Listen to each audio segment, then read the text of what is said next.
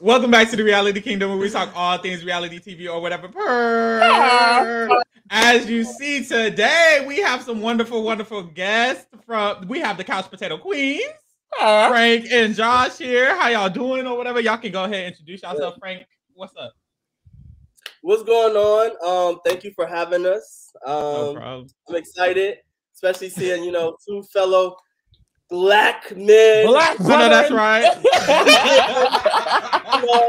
It's rare having us out here like this, but we with the shits, and I'm excited. So yeah, let's have fun. Sure. Josh, how you doing? I'm doing great. The second I told Frank, I was like, Frank, it is a black run podcast. He's like, hell yeah, I'm in. No question. No question. He's like, fuck yeah. I know that's we love right. to see it. We love to see it. Amazing. I'm so excited to be here. It's been a great summer for us, and we're having so much fun, and we're so excited to be on with you guys. Yay. All right. As y'all know, we're going to go through the week, do the live feed update, blah, blah, blah, blah, blah. Then we're going to get to the ratings. Let's get into it. I know that's right. If y'all have any input, butt in at any time. It's fine. Quite literally. Okay, as you see, we got the queen at the top and the bottom. As per usual. Where she belongs. Mother stays at the top here at the Reality Kingdom. Where's the Lays, though? Where are the Lays? We're late. I can't wait to see her brand deal. All right, so we started off this week. Indy went home. Good shit. After that, Julie drops the bomb to the house guests that we're going to be getting the split house twist, the BB multiverse twist, whatever you want to call it. Blue. I didn't know how I felt about the twist, but now that the twist is playing out, it's giving. I don't know. It's not for me. How y'all feel? I don't know. What's going on? I'm not even gonna hold you. Like, this is the first week I really haven't been fucking with the feeds. They have not been on. Yeah. So I can't even tell you what's going on in the feeds. Like, this twist is not it. I've been getting my updates from the spoiler girl all week. Big spoiler girl, we love you. I felt like at first I was like, okay, this twist is camp. Like, there was like BB multiverse. I was like, okay, like I see what they trying to do. And then very quickly I was over it. But see, me being a Taylor stan first, once I found out she was safe, I was good. So the twist really for me could have been 10 times worse. No shade. I was just happy how it was picked. I was happy that Taylor was okay. As long as Taylor's okay, I don't care how the rest of the season. That's literally been my motto. See, my thing is, honestly, with this twist would have been dope if it was like more people in the house. Literally, because I think so too. Final Five is kind of always boring in a weird way. Mm-hmm. You know what's going to happen. It's hard to kind of like change minds in certain aspects, So it's like this week was like 2 boring Final Fives, and I don't know. Literally. Do you know when this would have worked? Does everyone here watch Drag Race? I've seen some seasons. Okay, so there have been seasons where they split them up in 2 groups at the first episode. Mm-hmm. Week 1 would have been fun to have 2 houses. I was thinking that too. I was really thinking that too. I said the same thing. Maybe like a first 2-week twist where there's 2 houses and then they each vote someone out and those 2 have to battle and one of them actually leaves the house. That would be a fun little twist, kind of similar to like what they were going with this backstage thing. But I think that would have been more fun with doing 2 houses. That would have been a blast. That's what I thought too. I thought like, honestly, it would be cute. Like, let's say like next season, they started. I was like, what if they got like 20 house guests and then split them up into 2 teams? I don't know. My mind just be minded. I don't know. I like I would have really like that's what I feel like would make it really interesting, and then have the 2 houses merge at like top 12 or something like that. I think that would be something that would be really cute too. Like I think they could really expand on this, but child. Hilarious. I am happy that Taylor's on a good side. But how y'all feeling about JoJo? Like, how y'all feeling about Joseph? Like, I mean, personally, I'm upset that Joseph is in this sort of danger. But it's like, for the most part, I'm here for Taylor first. So. You know what? As long as I can get my eye candy from Monty, I don't care. Okay, Monty's a beautiful man, and I will say that any day of the week. I know that's right. Okay. So, let's break it down. So we get the tea that there's going to be 2 houses, and we know that there's going to be 2 HOHs, but the house guests don't know how it's going to be divided up just yet. So Julie says, okay, go to the backyard, play HOH or whatever. So you get outside. The HOH is the battle HOH. You got to go head to head. You got to go head to head, and then it's the knockout or whatever. Like, y'all know what I'm talking about. Shit. The Rachel Riley challenge. That's what I call it. Literally. So she ate that up. Oh my God, you just gave me flashbacks. Okay, so she ate that up. I forgot that was the HOH. Anyways, but so we play the HOH, blue, blah, blah, blah, blah. Somehow Terrence wins the first head of household. I was like, God damn, how that happened? Like, when literally Taylor told them. She did. That's what pisses me off, because that's the thing. Like, Taylor's HOH, now, my sister had a lot of technical difficulties, we shall say. But she told them to get out Terrence, and they didn't listen. So that's another reason why I love Joseph. He is daddy down. But if he goes home, well, babe, you should have listened to her. That is his fault. Like, it's in the too. Like, but you know, the spoilers are kind of saying that Kyle is on the block. Now, is that true? Is it? Well, we don't know yet. We don't know yet. I heard the feeds have been pointing out the food. That's what I heard. Yeah. They may not be able to talk game outside yet, because production trying to keep it on the hush hush.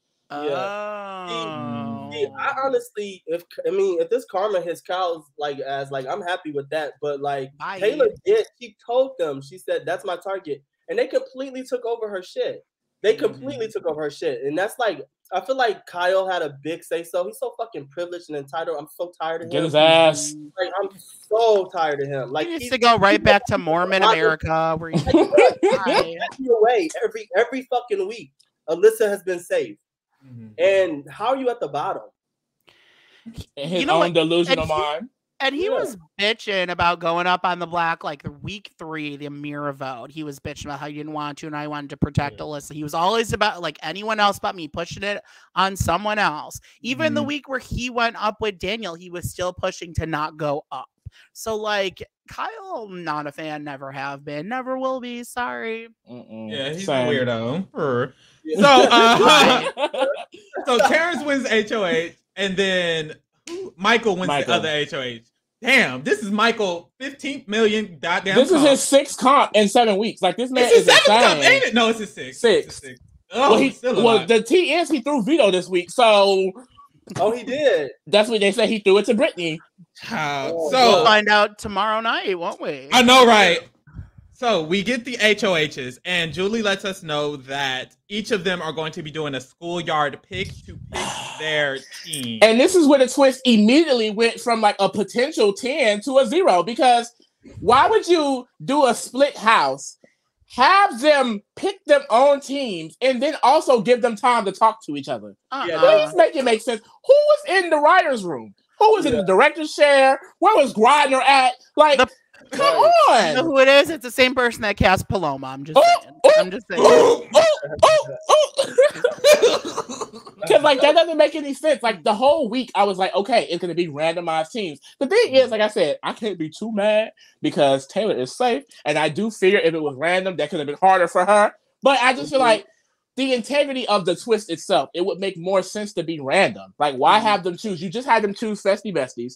What else are we gonna make them choose? Right. So they choose their teams. Michael chooses Jasmine, Brittany, Taylor, Monty. Am I missing somebody? No, that's it. That's it. Yeah. Those 3. But can I just say, I thought it was interesting how he chose. He didn't choose Brittany first. I can understand why he chose the brows first. Okay, her brows.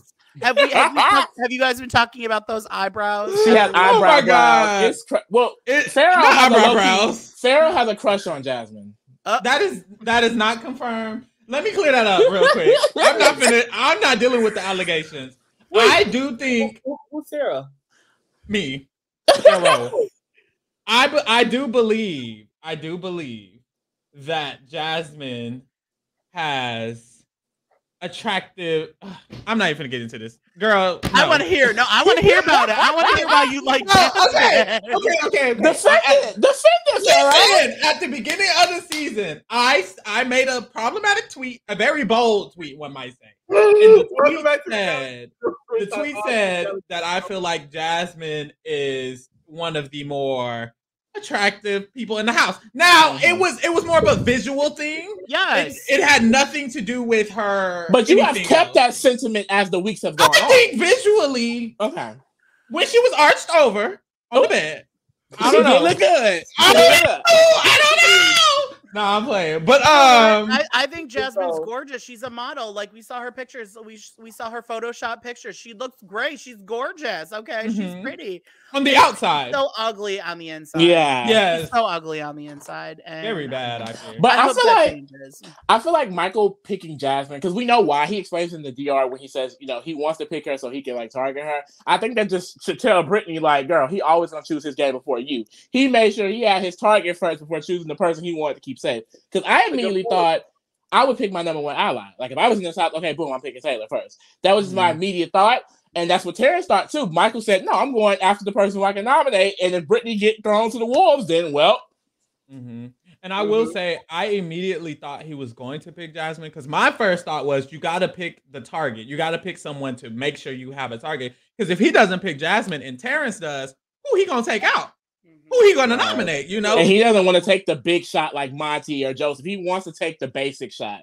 Well, I won't say basic. That's rude on Jasmine. But the shot that's not going to get him in too much trouble. I mean, it is basic. Oh, very much basic. I mean... I was trying to be nice. I'm sorry. I can't. Pharaoh, you know how you're in love with Jasmine? Have you written your goodbye message to her yet? Because she's leaving. Bye. Okay. Speaking of goodbye messages, stay tuned on Thursday when we drag the mess out of Jasmine. Yeah, it's been a long time coming for Jasmine. It has. It's really built up. It's a lot of built up aggression. Let me not use that word. Anger that I have towards her. But we moved. Shit, where was we at? I forgot. Anyways, that's Michael's team. And then Terrence's team is Turner, Kyle, Kyle's wife, and Daddy Joseph. King Daddy Joseph. So we got Turn Daddy, Daddy Joseph, and then 2 Klansmen. And it's like, goddamn. And then their tap dancer. Ooh. Ooh. Please. Oh God, we get into the drags over here. Y'all in the drag world. Dragging them by their hair. My thing is I can curse, right? And everything. Yeah, we good. We good. Yeah, you got it. You got it. Let me make sure. I should have asked him. Lee and Farrah. I thought you said it was Sarah. I was like, who is Sarah? Oh, I know Carol, but like, who is Sarah? So I was like, ooh, let me shut up for a minute. But, I just need to double check. Okay, we good. No, you good. No, you good. But shit. So that's his team or whatever. So after that, we're gonna be playing 2 different houses. I'm not gonna go back and forth. We're gonna start with one of the who y'all want to start with because I don't care. Let's start with the Big Brochella because they're the more boring. The inside, Michael. Okay, I never knew the nicknames they gave. Yeah, I ignored them. Big Brochella, Michael's house. People inside. No, and can we talk about that? They really got the people living outside for a full week. Like the Survivor. I would never be able to handle that living outside in that porta potty. I thought they were going to like renovate it. I thought they would probably set up a bedroom, maybe have some ceilings. Yes. Originally, I thought maybe they put them in a brand new house. I forgot Big Brother is cheap as hell, and they are not paying for that shit because they got them outside under a tent on the side. Low budget bed, Big Brother. That is so ghetto. That is so ghetto. Ants crawling on their clothes. Yo, they in a porta potty, a shower outside. Just ghetto down. They put money into like the competitions, they could have renovated something. That's what I was thinking.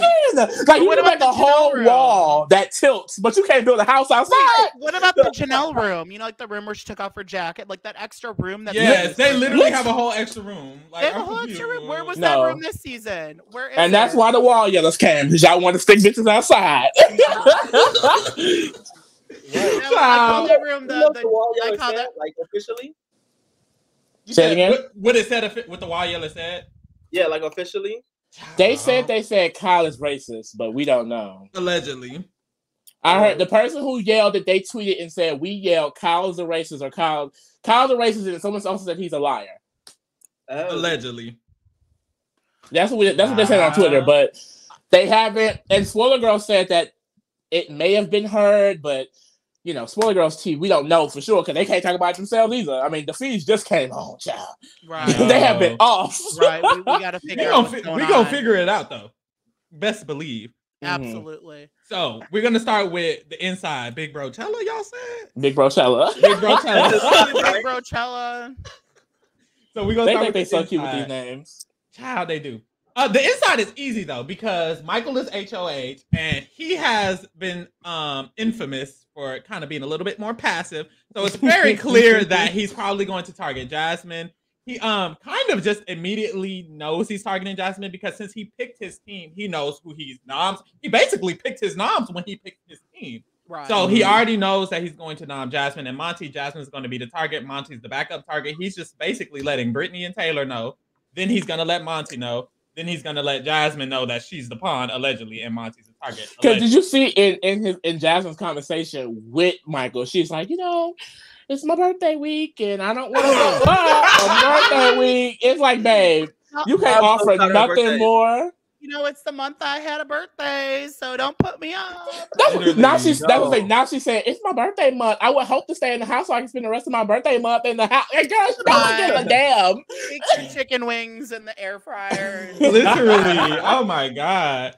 So, girl, she gets on my fucking. Anyways, so I know she is. I'm sorry though, but I'm gonna drag her some more. She's awful. Yeah, so bad. She's like, annoying. I had so much hope for her going into this season. I was like, we're gonna. I'm always here for a plus size. Hello, okay. Right. Like I'm always here for any plus size contestant.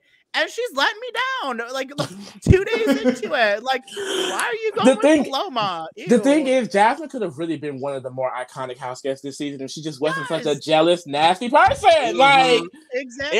And she's a Mimi I person. Like, literally, like every time she has a conversation, the first thing out of her mouth is like the word I or me. And everything retorts right back to her, and it's just really annoying. That's why I'm really happy she's going out of the game. Like, because I was hoping, I was scared that she could have been in that final three because she got that injury.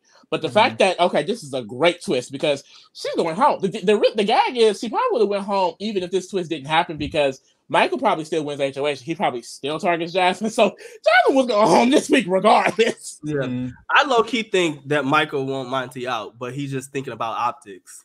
That's what I think. Yeah, 100%. True. But Michael's too passive, and that's the problem with Michael. This entire game is there have been multiple times where Michael should have spoken up and said something and didn't, and that is the one thing that annoys me about him.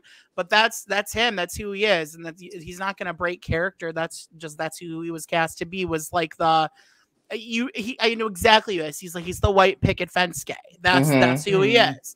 If I was on that show, I would not be the white picket fence guy. I would be the one calling all these people out left and right. Don't care if I get evicted. Well, I mean, I do because I want. And you can tell that I feel like that's how Michael is supposed to be portrayed because you see it in the diary rooms. Like they're kind of trying to. You can get what they're trying to push to America through Michael. Like when it was disrespectful, when they finally wanted to admit that Kyle was a little bit racist, they was like, oh, we're going to use Michael and Brittany to push that. Oh, it's not right what he's saying, even though we've been saying it for weeks. Right, right. Like when they came out that diary room, their whole fucking demeanor changed. It was like, And the gag is so funny because in the episode, you're showing conversations that happened the night before. Like that is so rare with BB editing. They are lazy. They are not going to go and get stuff the night before to fix their narrative. Oh, no. They made sure, they said, go out there and say what you can say for their camera. And Michael and Brittany got their check and did what they needed to do. Please. Yep. That's facts. That is definitely true. I don't know. Overall, like there have been times this season where I've been so happy about the season. There have been times this season that I'm just like, I'm turning this off. I can't deal with it. It's been a roller coaster this season. It has. Literally. Yeah, like Leah Farrell. Like, what do you guys think of this season? Well, personally, like the very, very first week, because I felt like I was committed to covering the season. So even week 1, when my sister was down and out, I was like, I'm still going to try and cover it because I was like, I want to, I want to make this podcast thing work. I want to be able to, cover several different type of channels and things like that. But it was hard. Like it was so hard. But then for me, honestly, my saving grace has been Taylor. Every week that Taylor stays in this game makes me want to continue watching this season. If she had gone home before this, I would be even less interested. I'd be sitting here knowing nothing, probably. Like the fact that she still has a chance to win is what's really keeping me invested. Because I've lost all of the feelings. Bold statement, but I think she could win. I don't think that statement that bold. That's the guy. I think this might be her game to lose, which means that like I think has a good chance right now because even these people who didn't like her, there's not that many of them left. The people who were like really spoken out against hating Taylor are the 2 bozos that were kicked out before Joe. It was so great. It was great. It was great. All of her haters are leaving back to back. Yeah, Taylor literally in the winner's circle. Taylor Karma is like slapping the motherfuckers.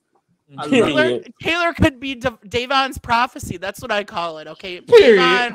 Season 22, Davon's prophecy was that speech before she got evicted, changed the whole path of Big Brother. I could definitely see Taylor winning. I don't want to get my hopes up too much, but I really see it because it's like she's so safe going in the top 8. But mainly this week too, it's like I feel like going more into this week again. It's like it was it's a clear and cut week, but some people are mad on Twitter.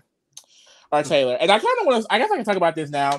It's like I do think a lot of people are like over analyzing Taylor's game for, and I think it makes sense. I mean, this whole season has been about Taylor. Arguably, everyone's mind has been focused on what Taylor is doing. So I can understand when she's making a game move, and especially with an HOH, all eyes are going to be on her. But I do think people are being a little bit overcritical because the big thing that happened this week was, Monte and Taylor have been getting a little bit closer. Monte, Michael, and Brittany are also forming kind of a 4-person thing now to move forward into the next few weeks. That's what I was hoping. Yeah, me too. I'm really happy this happened. They had a conversation, and essentially they all discussed, like, they don't like how Kyle was acting with Alyssa. They didn't like that Kyle was not willing to use the veto. Like, they didn't like this side of him. So essentially, Michael and Brittany are playing double agent as they do, and they're trying to solidify this 4 with them. That way, moving into top 8, they'll have numbers in safety whether Kyle or Michael, not Michael, Monte and them win. And people were upset because Michael had a separate conversation with Taylor regarding potentially targeting Michael, a little bit earlier, at top 5 because Michael's a comp king. And Taylor, she told this to Brittany. And a lot of people felt like, oh my God, if this is going to go back to Michael and now Monte's going to go home. And I feel like, well, spoiler alert, that has not happened. Jasmine is still going. And this is information that Brittany definitely knows. We don't know if she told Michael 100%. But a lot of people were saying like, oh, she's a terrible player. Like she's bad at this game. Whoop, whoop, whoop. And it's like, I don't think that's fair to say because I feel like she's definitely more of a social player. I think her social connections are really what's keeping her strong in this game. Like her going back and telling Brittany that information, it may seem pointless, but like that's someone for Brittany to be like, oh, well, Taylor's 100% my ally. Yeah, exactly. Someone like Indy is going home loving Taylor. Someone like Jasmine is going home loving Taylor. I mean, Paloma said at home saying they're best friends. So clearly, best friends in what world, immaculate. Right. But it's just like, I think it's really like, I wish some people would calm down on that. I know we all love her, or a lot of people are supporting her, but to say, oh, she's just not a good player because some mistakes she's making, it's like, it's weird because she may not be a great strategic player, but I do think her social game is pretty iconic. Like she's winning. You don't go from the most hated to going to the top 8 with this high of a win equity. Right. You guys don't come for Paloma. She went to Berkeley. Girl. She loved throwing that in our face. Yes, I was at Berkeley. We don't give a damn. Right. We don't give a damn. I will say about Taylor, like I love Taylor, like since day one.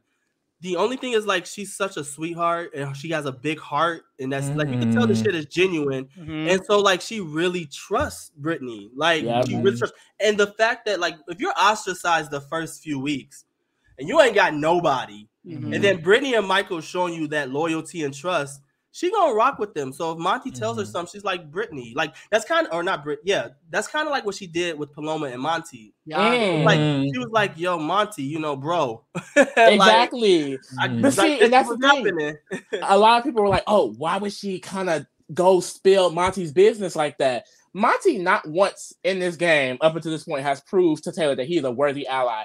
He is the main one that turned the entire house against her, used information that she tried to give him. Let's remember, Taylor wanted to work with Monty first. So if she's the reason, if he goes home this week, I purely don't give a single fuck. Because if he had been working on that relationship, he had slammed the door in her face, this is information that would not have been leaked in the first place. Personal game information is what it was. He did apologize to her a couple times, though. And you know what? I will say that. I will say that. I think that's something I will say. Like I do love the growth, and I don't want to take that away from him. But some people forgiving too quick for me. Y'all are so sweet. I forgive, but I'm not sweet. It's a no for Monty for me, but I'm gonna leave it there. No, I mean, I think my attraction for Monty.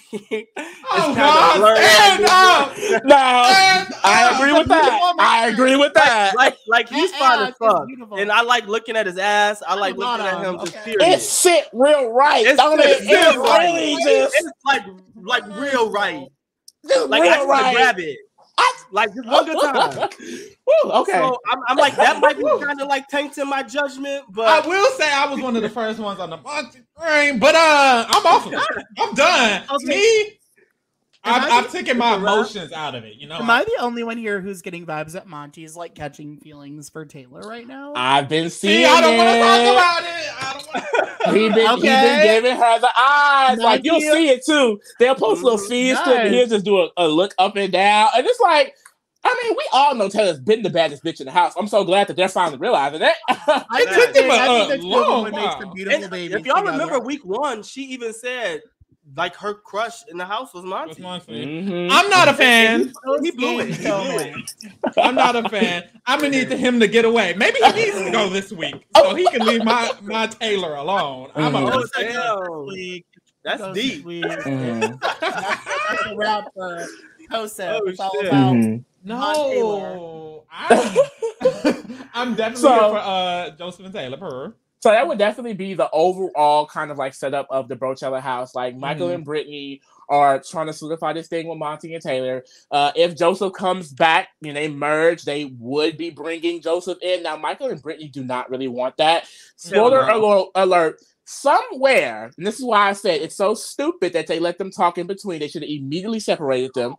Apparently, Kyle, Michael, and Terrence were able to have a conversation before they split, and they talked about making a big shot. Basically, Joseph, who else is a big shot on the other side? So Michael is also in this week knowing that Kyle and Terrence are probably going to take out Joseph, which is another reason why he wants to take out Jasmine, because that way, he can go in leftover strong, and then when Kyle come back doing all the shit that he did, he can play like, oh, I'm not with that. And then if Kyle wins, he can say, well, I'm with that. So I do think Michael is doing a really good job playing the middle without even knowing what the fuck is going on. And that's the thing, like, unpopular opinion, I think Michael is doing what he needs to do. Like, if I was Michael, I would want Joseph out of here. Like, you got to go, because Joseph has so many connections to the other side. That like that's intimidating. Like you gotta go. I love you. Thanks for the leftovers, but it's confirmed. It's confirmed on the feeds. What? Kyle is the replacement now. And Joseph is talking to Terrence right now. What question? Is it an optics move? Or is it like... I hope it's a final move. Don't know that yet. Because that's the thing. This is what I was thinking. This is what I was telling Lee. If it's for optics, what would make him just stop the optics at nomination? Why not take the optics all the way out of the game, Buki? Like, if you feel like you heard Kyle is a R word, why don't you just take that word out of the game? I don't know. Like, I'm hoping for the best. No, I mean, like the optics of like, what if Michael, because he's so not Michael, but Kyle, what if he's so like confident that he's not going home? So he tells parents. So he's trying to pretend. Yeah, optics for Michael and Brittany. Now I do see that. I see where that's coming from. However, I feel like because Kyle in the past was so adamant about not going up and not wanting to be up, like I could definitely see him being like, I don't trust that. Especially the fact that in that case, it really comes down on if he can keep Turner and if he has Terrence. I don't see him putting his game in a black man's hand like that. So that's facts. And on top of that, Turner and Terrence, like, I'm so glad y'all got everybody up. Turner we should do this, Frank. We need to have this up. But Turner and Terrence, like, they were close. So they might have had a conversation. Yeah, I guess we might as well set up the outside week now. We gotta really hope goes back to the good side. I really hope so. I hope he not playing. I hope he's just playing in their face because right now he's stuck with two Klansmen in a. I know Turner, but in Terrence. No, so it's like, Turner, get away from those people. Literally, I think Turner doing what he got to do. Yeah. Okay. Is this Klansman led by Christmas in Memphis? Are they the leaders? Literally, the originators. Aaron Grease, China Marie. Literally, Aaron Grease is the leader. There is a full clan of Big Brother former house guests. Literally, with Jackson and Jack and them, and Jack and Nick. Oh God, full clan of people. Get them and the fact that it's growing is disgusting. Why is it still growing? I mean, but y'all know what? That's America. That's why I said that too. Like I don't care because I was gonna say like it's so crazy. I hate how they're trying to pass off. You know, it's a diversity season, so like they're trying to show the different walks of life. I hate that they're trying to show us, oh, Kyle, the little Mormon boy who's never been outside of Little Utah, is growing to learn to love other people and be okay with gay people and be okay with seeing black and brown people. And he sat here and did this shit. That's why you don't cast them. They're racist. Right. But this is why you cast them, so we can see them. But if you're gonna cast them to see them, show them. Don't tell me. That's true too. That's very true.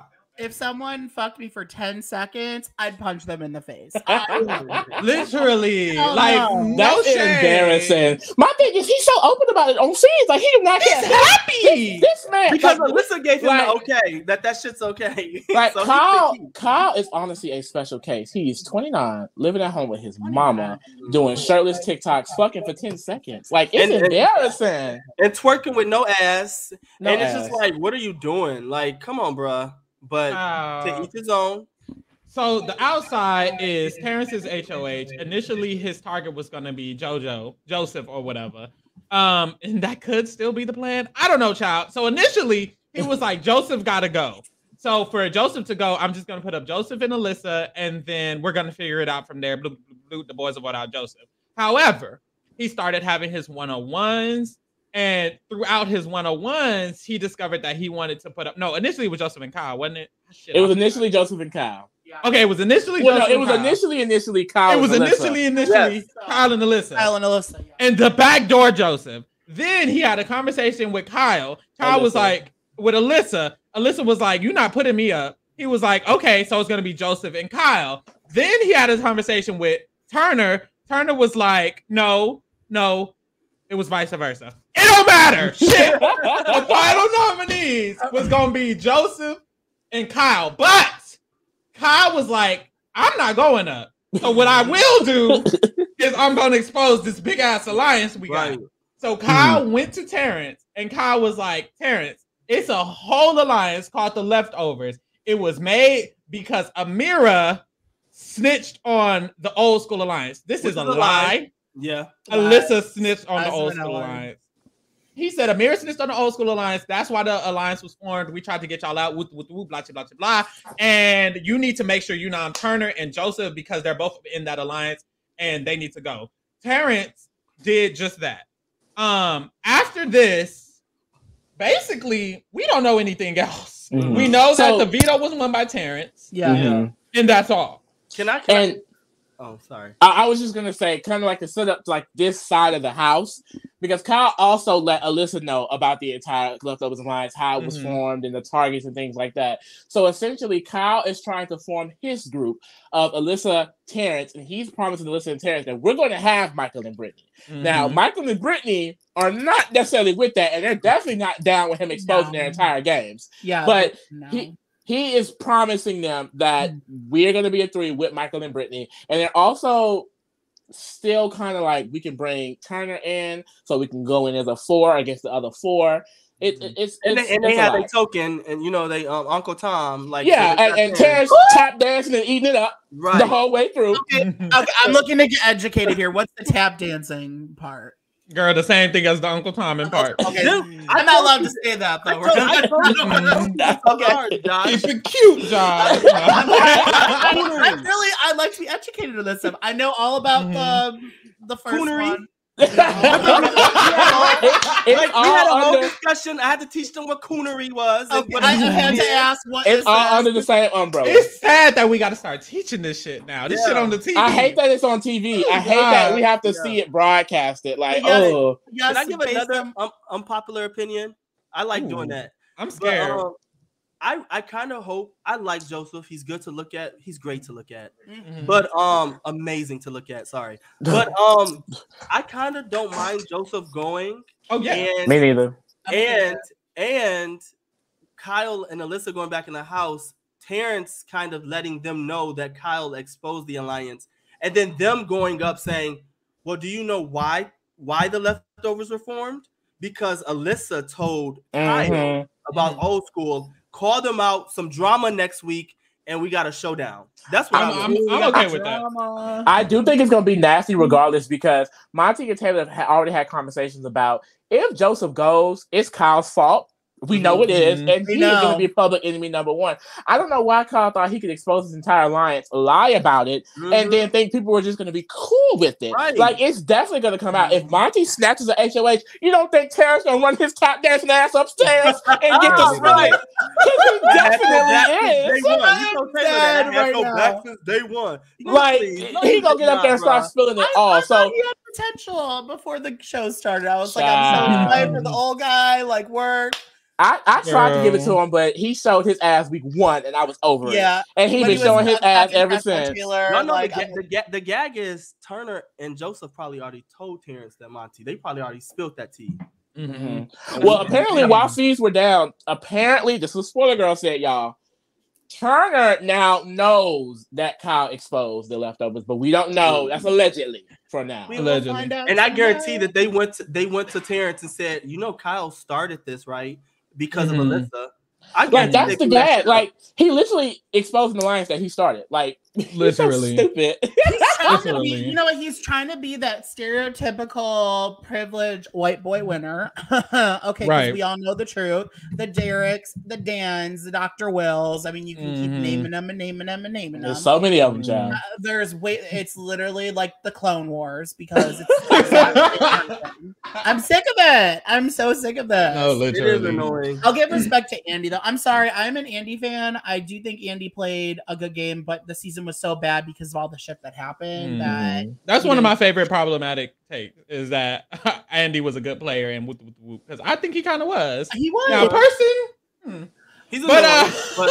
That's the scary thing about Big Brother. Like, all of the seasons with like some of the most terrible people got like the best gameplay in itself, because it's like you look at 15, you look at 21, and kind of this season a little bit at the start, it's like these are like some of the best gameplay in Big Brother. Okay, the week they took out Nick, week 2, that 12-hour live. I've been watching for a while because I'm probably like the grandpa of the pod here, but like, are you kidding me? I'm older than you. Oh yeah, Frankie. But I've been watching since season 1. Don't take that from me. I got season 2 through 6 on VHS. Okay, I love that. I love this. Okay, but like season 15 though, like the week they took out Nick, second eviction, where they blindsided Arian Green, the clan, the original clan. There was 12 hours leading up until that vote, like where Helen and Andy got like Alyssa and Amanda, and then like McCrae outed the Proud Boys alliance. That's the Proud Boys. Please.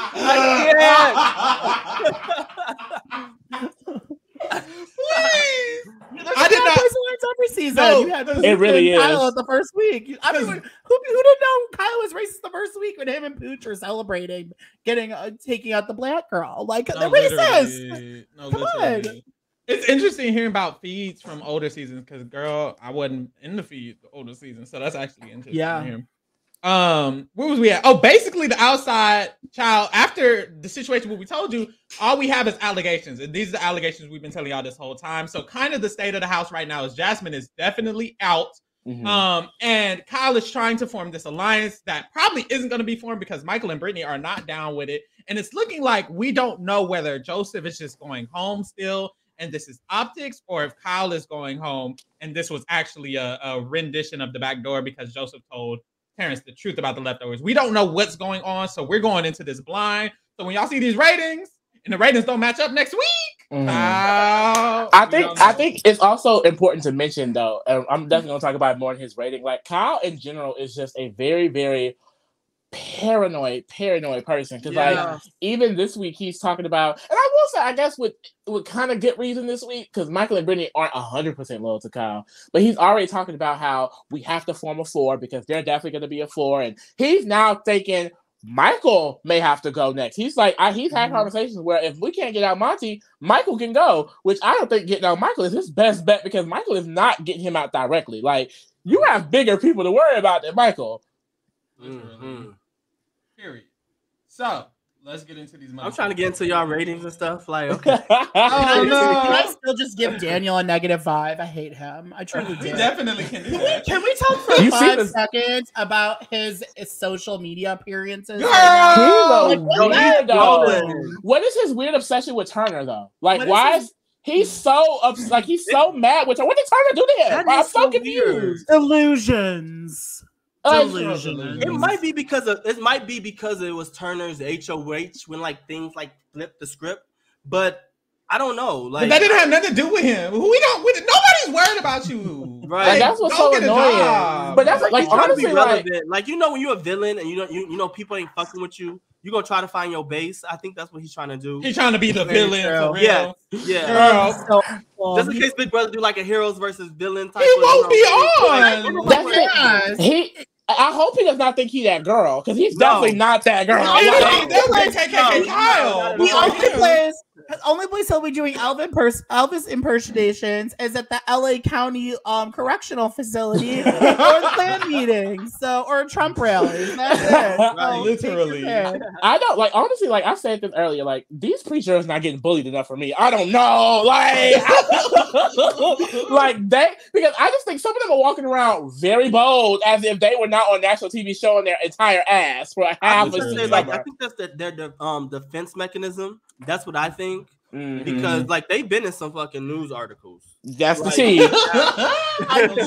I do think that Nicole kind of owned her shit, and I do believe that Amira kind of owned her shit a little bit too. They did do better than the rest. I will give them that. Amira, honestly, unpopular opinion, I would like to see Amira play again. I would.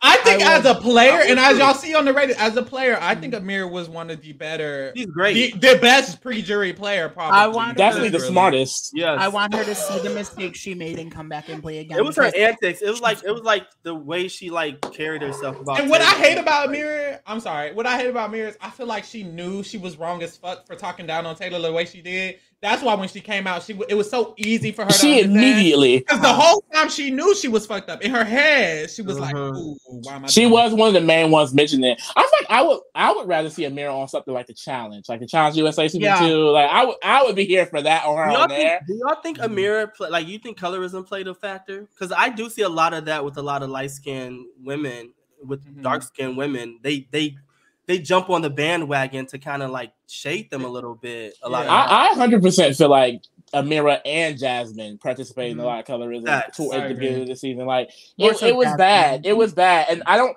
The sad thing is, I don't even think they fully realize it, especially like at all. And that's kind of the sad part about it. Like people have to be taught sometimes their own ignorance. Like and they can't even see it. They asked Amira in her Exeter interview about colorism, and she was like, well, if other people did colorism to Taylor, then I do want to address that. But me, I don't believe I did that. So I hope that now she understands. She did some research. She looked into herself. If you could get a job at Google, then you can understand basic colorism, Buki. So let's go ahead and do that. But right. Google it. Google it. Go to the next office and Google it. Yeah. Literally. Talk to your manager. I don't know. Talk to your manager. LinkedIn recruit. LinkedIn. Why is you LinkedIn recruit? People are applying and you're getting bitches from LinkedIn, bitch. So you can tell me I can be casted for my Indeed job application? Can you please send me your resume? That is annoying. Annoying as fuck. Let's get into these motherfucking ratings. As y'all see, last week is at the top. Y'all can look at that if y'all watching or whatever. And this week we're gonna start off with Indy because she went home. What would y'all rate Indy as an overall player? I guess Frank, you can go first. Ooh, damn. It's a 1 through 10. If you want to do a decimal, you can do a decimal, but only a 0.5 because we ain't got time. I would rate Indy at probably. I would give her a 3. Ooh, I know you being generous today. No, the only reason why generous queen. She came out with humility, I believe. Okay, I'll give her that. And that's it. There we go. Right. She is voting for Taylor to win, so maybe she'll get a point for that. And she's voting for Taylor, so bonus point for the Taylor vote. You know. Okay, Josh, how you feeling? For Big Brother Brazil, a 10. For Big Brother US, I would have also said a 3, but I will give a bonus point for voting for Taylor, so I'm gonna give a 4. That is so sweet, Lee. Let's show him how to rate. Lee, let's show him how to rate the girls. This is their first rating. Wait.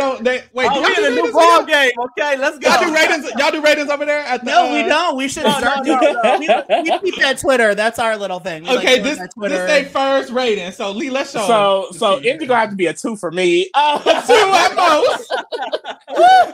I just feel like, excuse me.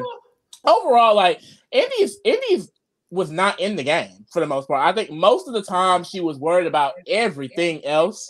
She was worried about Taylor, what Joseph was doing, what Monty was doing. She was a pretty she worked with a lot of her emotions. And I understand why. She's a Pisces. I'm a Pisces, so I get it. Like, we're pretty emotional people. But it's like, babe, you're playing Big Brother. You can't be doing that. So I feel like her social game wasn't bad, and that's the it was because her alliance didn't. I don't know because even in the beginning, the girls didn't even like her. Monty and Joseph was disgusted. They were over her. Like, she just got annoying to a lot of people. Right. Yeah. And with that being said, she shouldn't have been cast. Why is she casted? Why was she cast? She got cast for the wrong show. At least get somebody off Indeed. I don't know. What about ZipRecruiter? I literally said that. She knew nothing about the show. Like, all she knew about Big Brother 23, and all she knew was Xavier, who she pronounced Javier, because she didn't know that man. Right. So I'm giving India 2 also. So that is 2 2s, a 4, and a 3. They were being generous, but her average is still 2.75. We saved today. We kept her in them 2s. I know that's right. So let's get to Alyssa. I'm gonna start off with Alyssa because I got some shit I want to say. Now, no shade.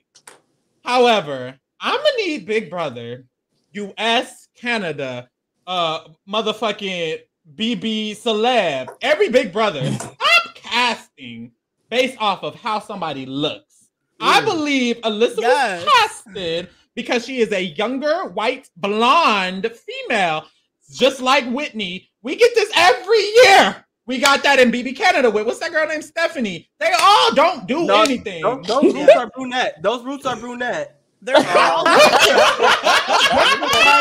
always cast a girl. They always end up stigmatized. The whole this girl not doing nothing. And me, I'm all for the dick. Me personally, I love the dick. So get the dick. But if you're gonna get the dick, at least play the game. Do some Ika. Play the game. Like, Ika got a whole husband and ran that season. Where are you, Alyssa? So anyway, she's literally doing nothing. I feel like her place in the game is fully based on mostly based on the fact that Kyle is trying to drag her along. However, what I will say about Alyssa is I actually think Alyssa has a good social game. No shade to Indy. But I do actually think Alyssa has a good social game. I think she has a good social game because she got the pretty factor. Other than I agree. I'll get to my rating, but like, I agree. I think she has a lot of privilege, but I also think she has something. Now her position has kind of shifted because I feel like Kyle might go before her if Kyle does stay this week. So I think that's also positive because at first it was like Alyssa finna go, but now it's like maybe Kyle will go before her. But other than that, babe, what do you have? And that's not much. I'm gonna give her a 3. Next, whoever want to go. Josh, how you feeling? I'll go. So when before this game started, I saw her. I was like, meh. But then her interviews, I was like, okay, she likes Janelle, but I'm like, liking Janelle is not really a mega fan. Here's the difference between a big, like a feed watcher, like mega fan of this show, and a casual. Casuals are going to say their favorite players are Janelle, Derek, and Cody. A real fan of the show is going to say their favorite players were Danielle Reyes, Diane, June, Allison. If someone says that is their favorite player, Rennie, we know they're a real fan of the game. Okay. So she said Janelle. So I'm like, okay, maybe she'll be like a Janelle type player. I'm here for it. No, this girl has been dickmatized the whole season. She's gotten far by sleeping her way to the top. I'm sorry. Like she's done nothing but chase after Kyle. So because of that, I'm going to give her a 0.5. Sorry. I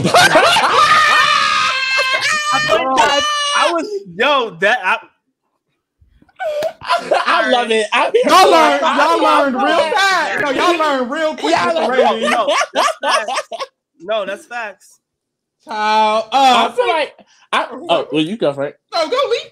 I was just gonna say, like, honestly, like, I just feel like Alyssa, like I've been saying this, her win equity is just not there, and like she's just so in the cloud. It upsets me because it's like Daniel gave you this information, and I do feel like Daniel had no reason to lie about Kyle being in this alliance with the leftovers, and also I feel like it checked out with how the votes were going, and then for Kyle to come and tell her this information, and she's just like, okay, yeah, I'm down to work with you now, and it's cool. You lied to me this entire game, but it's fine. It's just like, it sucks because like she has no real game of her own.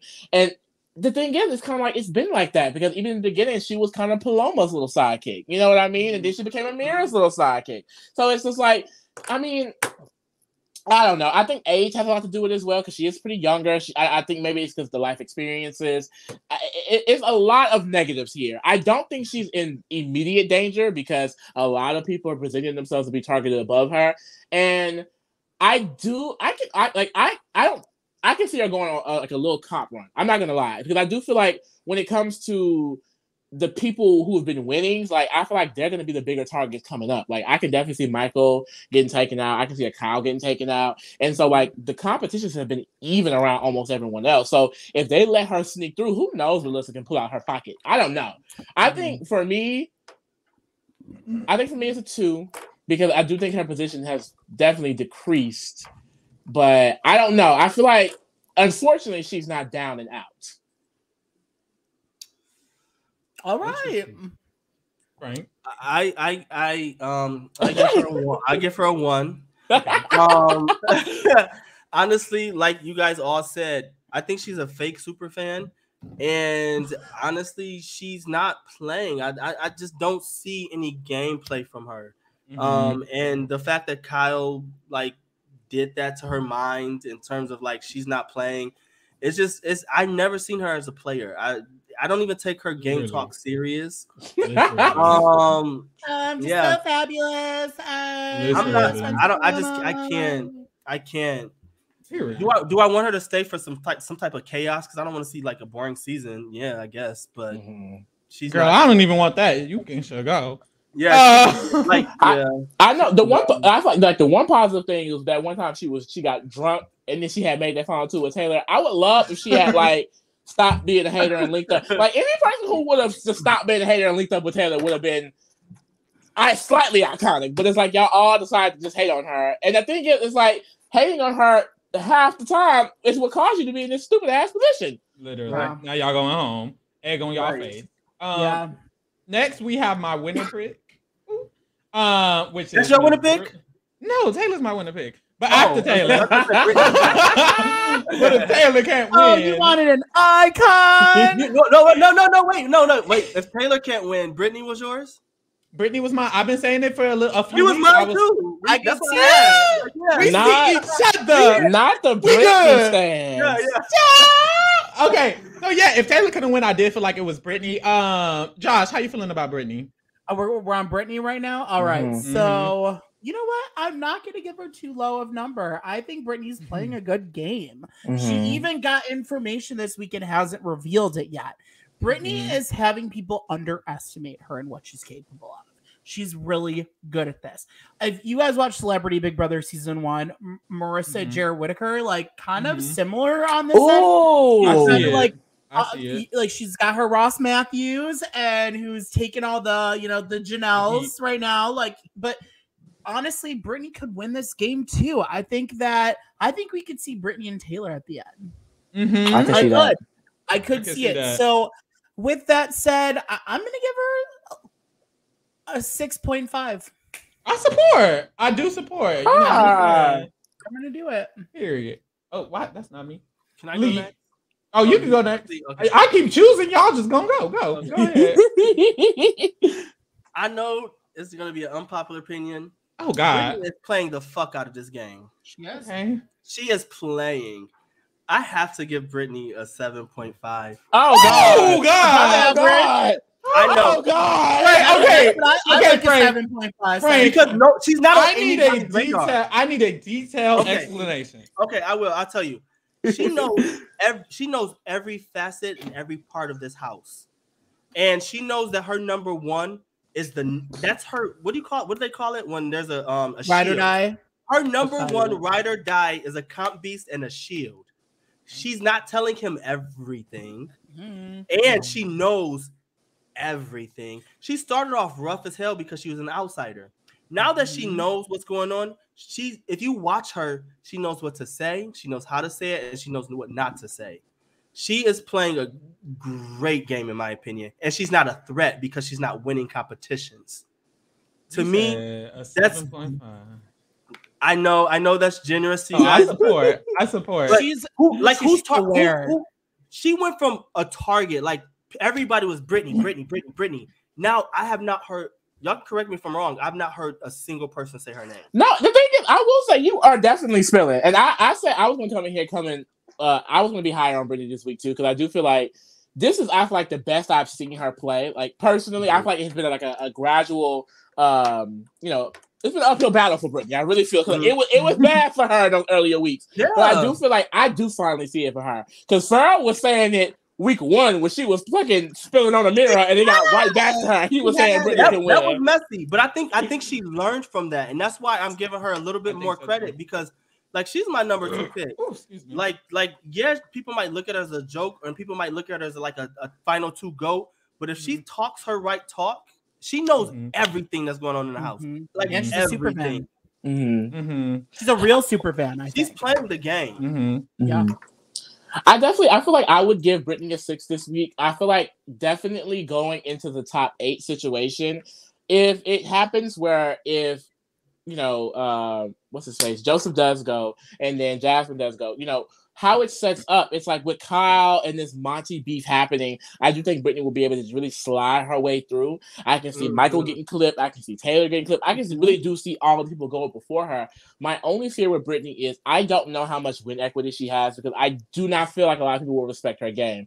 Indy going out, one of the main things she said she would not want to see, I believe she said it was Brittany and Kyle win because she felt like they were lying to her, basically, which they definitely were. That's the game. That's the game. But it's like, that's the thing, though. Like, her jury management hasn't been necessarily the best because she doesn't have a real relationship with Jasmine either. I will say that's not 100% Brittany's fault because Jasmine and Indy are both weirdos who did not like her to begin with. But I feel like, we've seen in Taylor, like, Taylor has worked to try to get those people, like, on her side, where I feel like Brittany has been not able to branch out of the little bubble she's been placed in. She has, I feel like, been seen as Michael's sidekick, and I do not think, even if she did get to Final 2, she would necessarily be able to get out of that presence. Because, like, if she isn't Final 2, it could be next to a Taylor, who I think outshines her. Like, I think Brittany would have to go to the end with, at this point, Alyssa. which I don't think is not impossible. It is definitely, Brittany has put in work to make that relationship with Alyssa for Alyssa to trust her more, which is why I'm going up as well. It's just, that's my fear. Like, I want her to, like, if she get her a cute little HOH, and she take out Monty, or she takes out, like, if she wins, she takes out Michael. Like, if she's the one who takes out Michael, if she knows that would be everything. That's all Brittany needs. Like, Brittany got it all. She just needs that one move to just get the girls on her side. And it's early, and I feel like she's gonna. And this is why I have a soft spot for her. But like, it's not early, but like, there's still more game to play, and she's going to make a big move. And she's a socially awkward person. And that's why I have a soft spot, because like, for a socially awkward person that no one wants to kind of like bring you in, I think she's doing a great job, because she tries to talk about personal things with people. And I mean, I respect her. Like, I really do. I mean, I agree. And I agree with Lee a lot, because initially the reason that I was rating Brittany a little higher is because I felt like she could win. But the farther we get in the game with all of these other people still being here, and people like Indy going home, people like Jasmine going home, the less likely I feel it is that she can win. And that's why I kind of am afraid to give her too high of a score, because it's going to be very hard. Like Lee said, really she could only be Alyssa, maybe Terrence.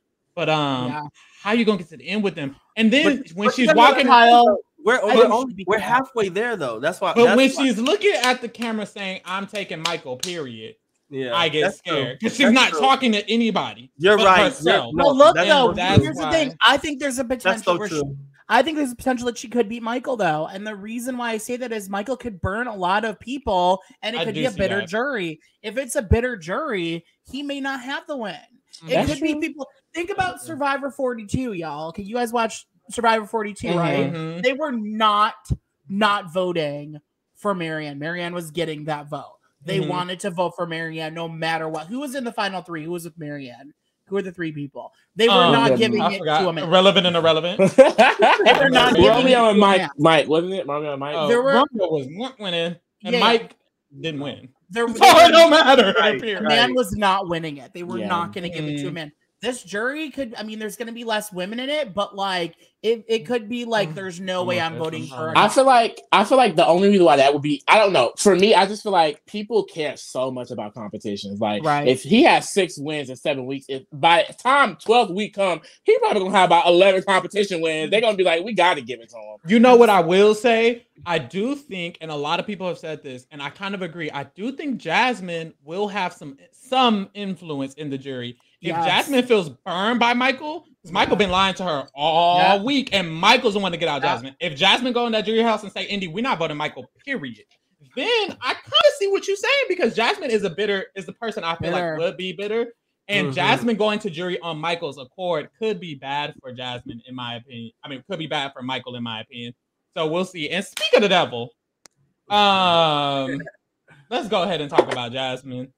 I'm having so much fun with y'all, by the way. Like, thank you. We want to do this again for sure. You need to come on our channel. Sure, I'm down. I'm down. Quick, Jasmine is going home. Jasmine cannot win the game, and Jasmine didn't really do much this week. So it's really gonna have to be a 0. A 0? No. I'll give her. Let me stop playing. I do think the twist has caused a little bit of something for her, like a little bit, made it a little harder. I do think I'll give her a 1. Right? What y'all think? Well, no, I will say. Well, my score is a 0, and I'm sticking with that. It's 0, and I said that shit. No, that's right. But you know what? I'm gonna give her. I'm gonna give her 1 because she was in Big Bro Challenge. She wasn't outside. And I'm gonna give her 2, another +1 because it was her birthday week. Okay, that's kind. I think I would definitely have to settle on a 2 for Jasmine. I feel like it sucks because Jasmine, because the smartest one was Paloma, and then the second smartest was Amira, and the third smartest was Nicole. So she was the 4th default smartest on the other side. Like, I do think she had pretty decent game sense, but she was just blinded by jealousy and hatred and colorism the entire time, which really set her back. She wasn't able to focus on the connection she really needs to focus on to get further. the thing is, like I was saying, it's like she really wasn't even twist group because, like I said, if Michael had won, he was still going after Jasmine. So I don't think I think she would have went home regardless. So for me, it's a 2. Okay, and so I want to explain my 0 a little bit more. I'm sorry, Frank. Jasmine never had she never had a grasp of the game of like what was going on. In terms of like she was delusional. She was way too delusional for me. So I can't just rate her. I mean, I can be generous and give a 0.5 for optics. No, we can leave it at a 0. Okay, but definitely leave it at a like 0. it's for a super fan, I'm so disappointed. For a black woman, I'm so disappointed. I can't. Yeah. Jasmine overall was just a really big disappointment this season. Like I honestly I think there was a lot of potential there that just went to waste because when she won that second HOH, it was just I don't know. Like I thought like it really could have been big for her after that, but she just kept spiraling down. Child. So update. Terrence and Joseph are speaking currently. Joseph is saying Kyle is a self-preserving player, which is why he came in here and immediately betrayed everyone. He has Alyssa as his plan B. The difference between me and him is money isn't everything to me. I'm going to send you as far as you can go. He's pitching to Terrence, and Terrence just basically told him, if you can get Turner to flip, then I got you. Now Terrence is known to be a liar. Terrence will lie to your face. So I'm just happy my man is working. At least he's working. So we know when that rating comes now, we can start giving him. Wait, who gave him a 0? Oh, Frank, you gave Jasmine. Yeah. No, that's I'm sticking with that one. What's up? Where are you boys located? Like, where do you guys live? I'm in DC, Dallas. You're in Dallas. I love Dallas. I've considered moving there. Oh, really? Wait, where you from? It's really nice here. I live in Detroit, and then Frank is in New York. Ooh, I want to go to New York. Come visit. We're gonna come visit. We'll do a little trip. Sure, I stand. Okay, we on Daddy Joseph, and now that Daddy Joseph is literally pitching his thing, and he might not go home. He went from going home immediately to might not going home. It's gonna be at least a 3 for me, and maybe a 3.5. You know what? It might be a 4 because without this twist, he would have been good. Yeah. That body. You know what? It might be a 5. No, I'm give playing. a 5 for the body. A 5 for the body. I'm gonna give him a 4. I'm gonna 4.5. 4.5. Ooh, you trying to convince me? I'm gonna keep it at a 4, a modest 4. That's already a lot. This nigga was going the fuck home. But y'all ratings ain't no joke though. I'm looking at y'all previously like, oh shit, like maybe I am generous. No, we rate very low. It gets very low.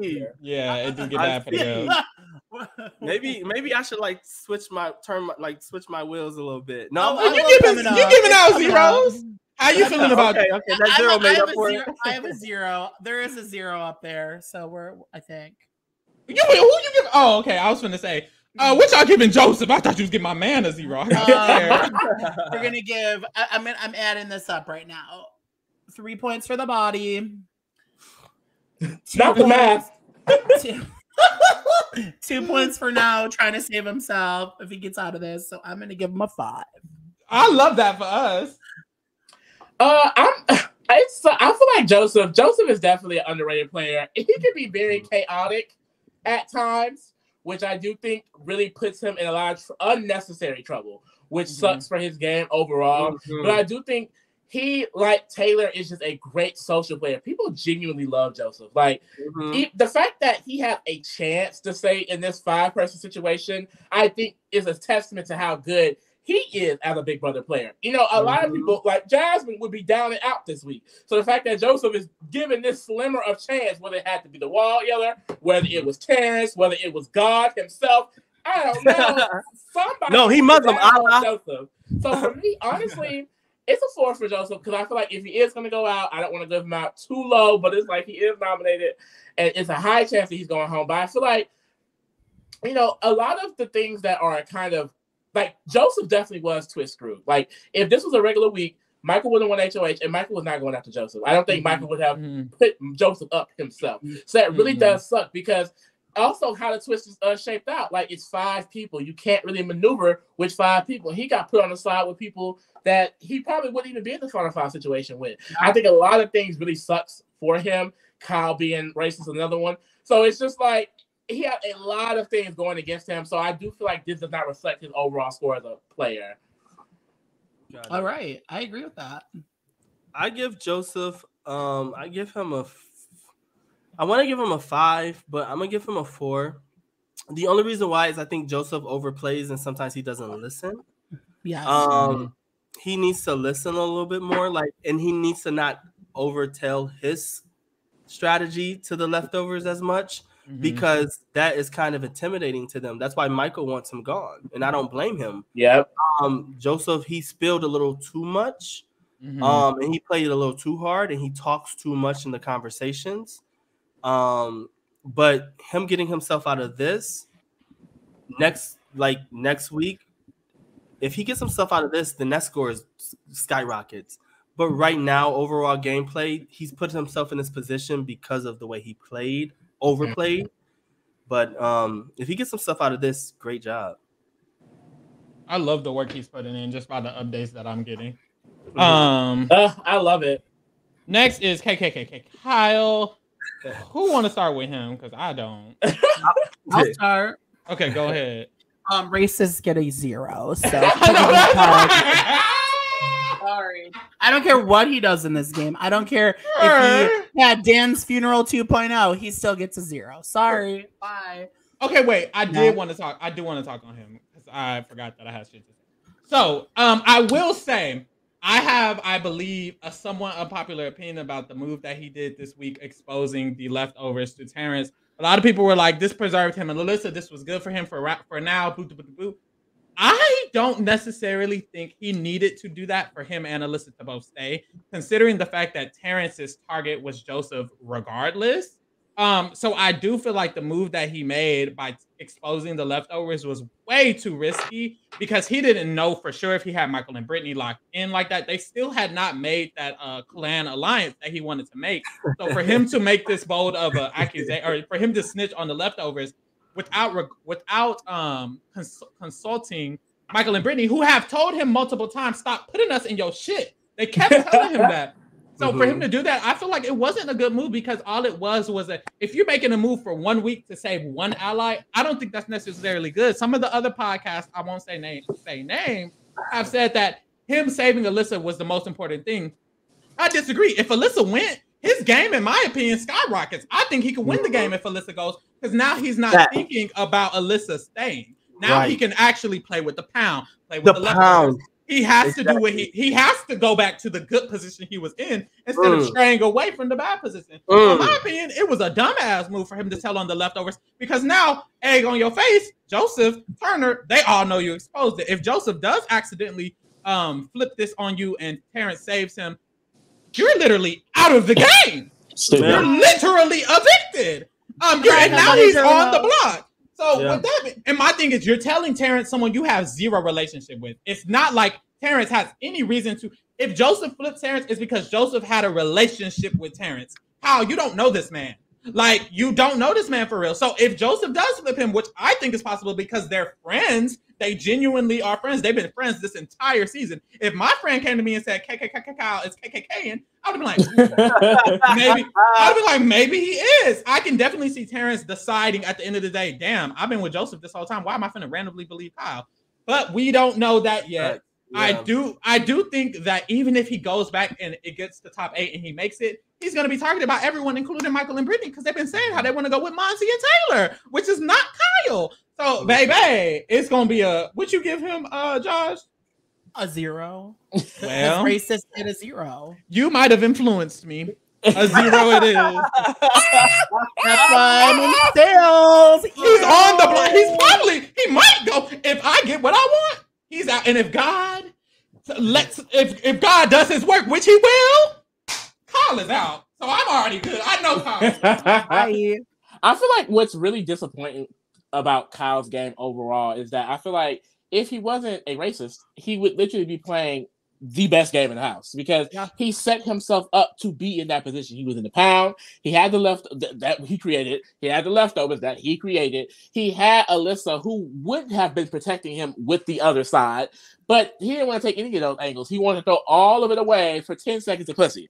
So it really is disappointing. I feel like going into next week, the only thing that will save him is if he's able to get some form of power, him or his, bottom girl, Alyssa. What's he? Update.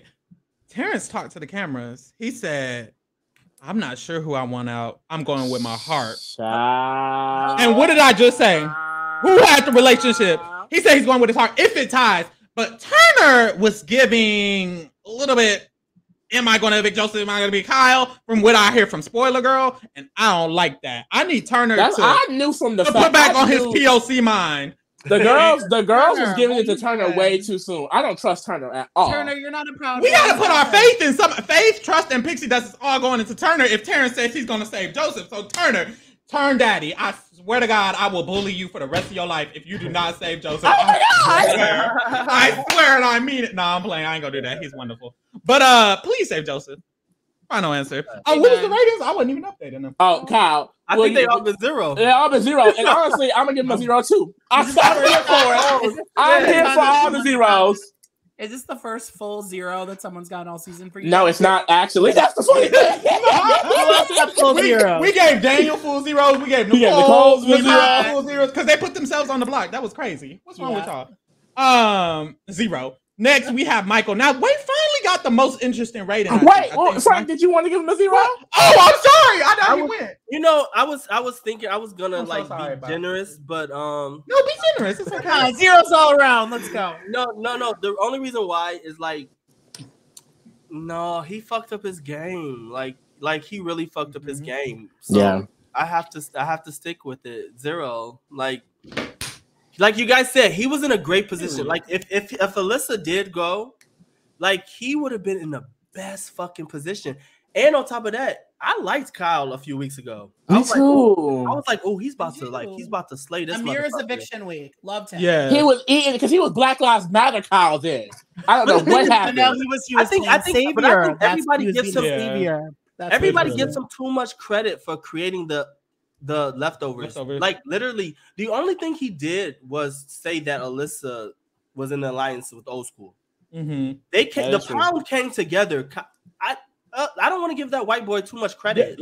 Joseph and Monty did. Joseph specifically did have a big part in that. I just feel like Kyle had the most capital at that moment, so his decision was the most and for the viewers when I say white boy, I mean when I say white boy, that means bigot. Like girl, they know what it is over here. They know the tea over here. Okay, all right.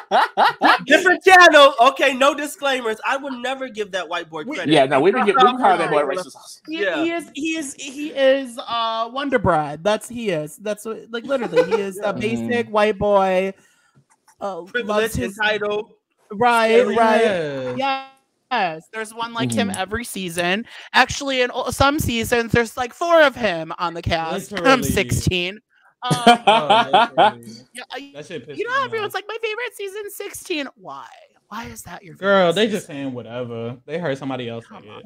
Yeah, I'm not about to drag the fans, but I will. But what about 17? What about 3? Okay, let's get something. I'm not a fan of 3, actually. You don't like 3? You don't like the Queen? That's my favorite. I love the Queen. The season wasn't it for me. That's problematic, ain't it? Question: did you watch it in real time? I definitely was not old enough. I'm not calling y'all old. I'm not saying y'all are old. Your grandparents over here watched that. We watched it in real time. So we got a heart. We got a hard heart for season 3. Yeah, I think that's what I needed. I went back and watched every season, and honestly, I was it sucks that we didn't get to experience the best seasons are all pre-16. I feel. Yeah, literally. I didn't get why. It's because a black woman was controlled. We've never seen this on reality TV. But you had controlling the game. No, black woman and a black man. Marcellus also made it to control the game up until that veto week. That's the thing. Early Big Brother, they was eating because we were. It was really run. That season was run by Danielle, Jason, and Marcellus. It was run by the 3 of them.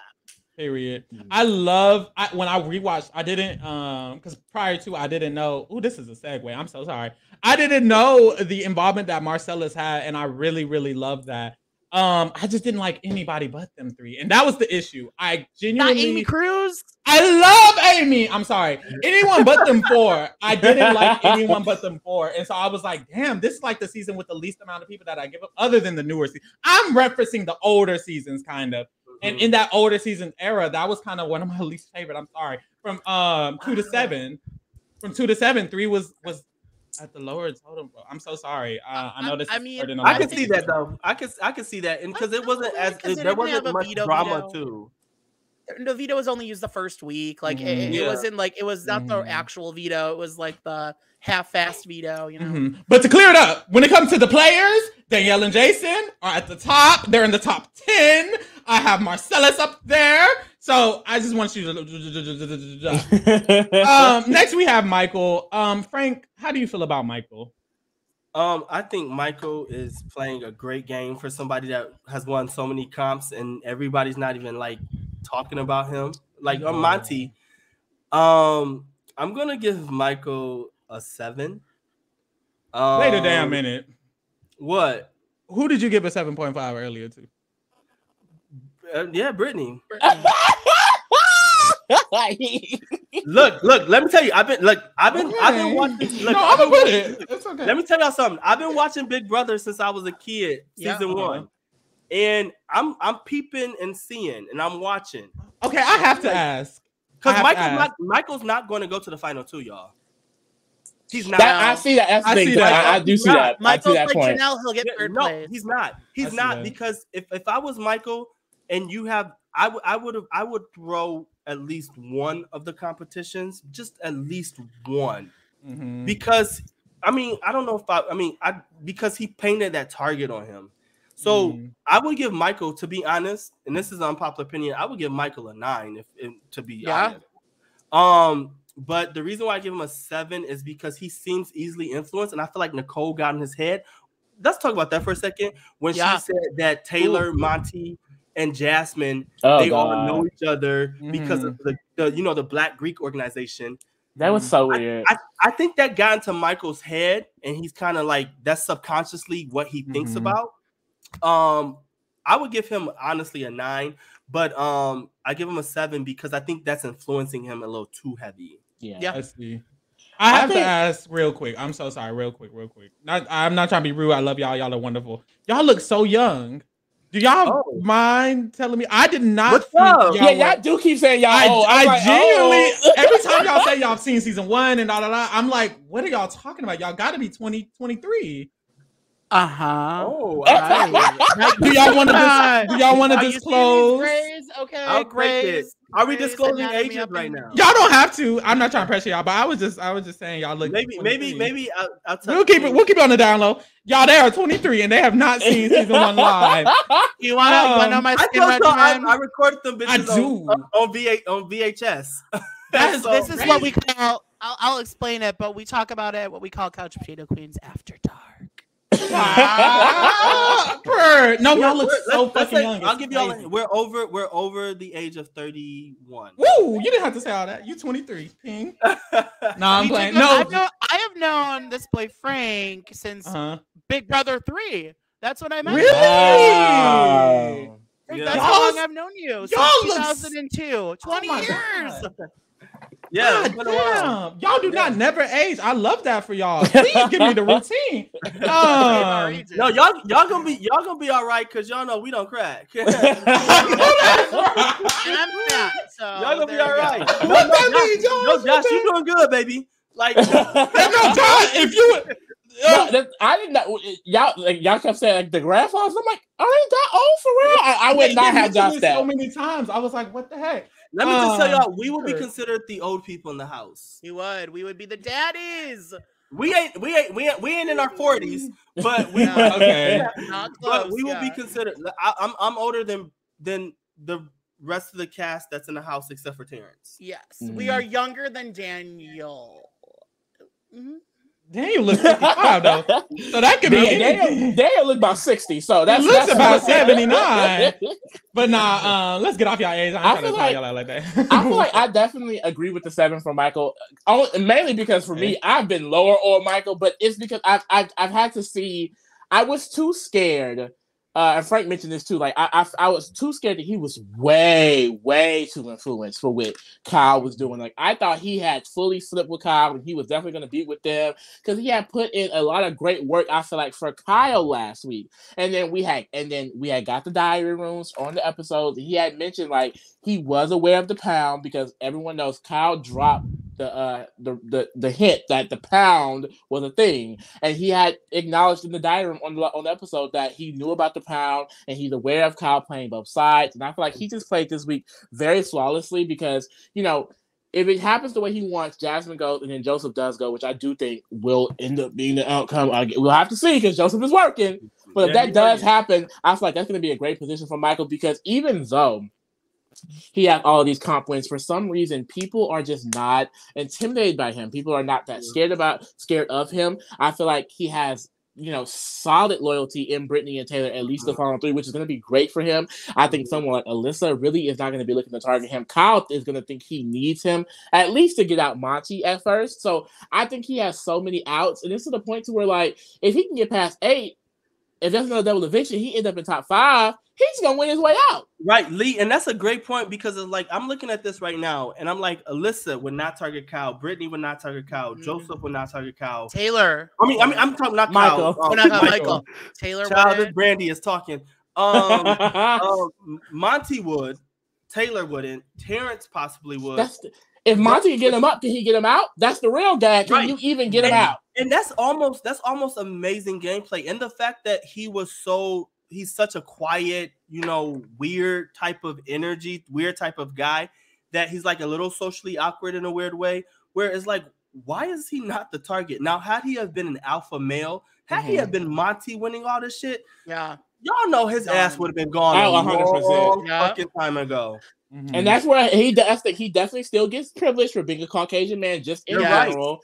I don't want him in the winner's circle for that reason, though. Like I want more diversity in this winner's circle. I want 100%. That's why I said I don't season, and I don't want it to be a bunch of white nerds or jocks. But I don't. But I mean, we can say that, but I'm so disconnected from that right now because it's like I'm looking at gameplay. This is the Big Brother I've been waiting to see. Yeah. I've been waiting.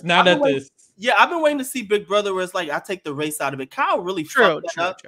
I want to see who is playing this damn game, and Michael is playing this damn game because he's winning. He's outplaying. Exactly, and I think that's what's so great about seeing a player like Kevin and BB Can 10. It's like, personally, I would hope that it was Tyshawn, we got Xavier, like we was eating. I was hoping, I really would love if we could just get POC after POC after POC. However, the fact that the players that we are getting that are white, like Kevin, like Michael, if they do end up winning, it's going to be like, wow, you played your ass off. You didn't just sit there, be pretty, be in an alliance, and get privileged all the way to the end. Like Michael had to win fucking 20 competitions to get to the end of this game. So it's like, and we all know what Kevin did in BB Can 10. So it really is great to see kind of in this by POC era, the white men are working finally. I agree.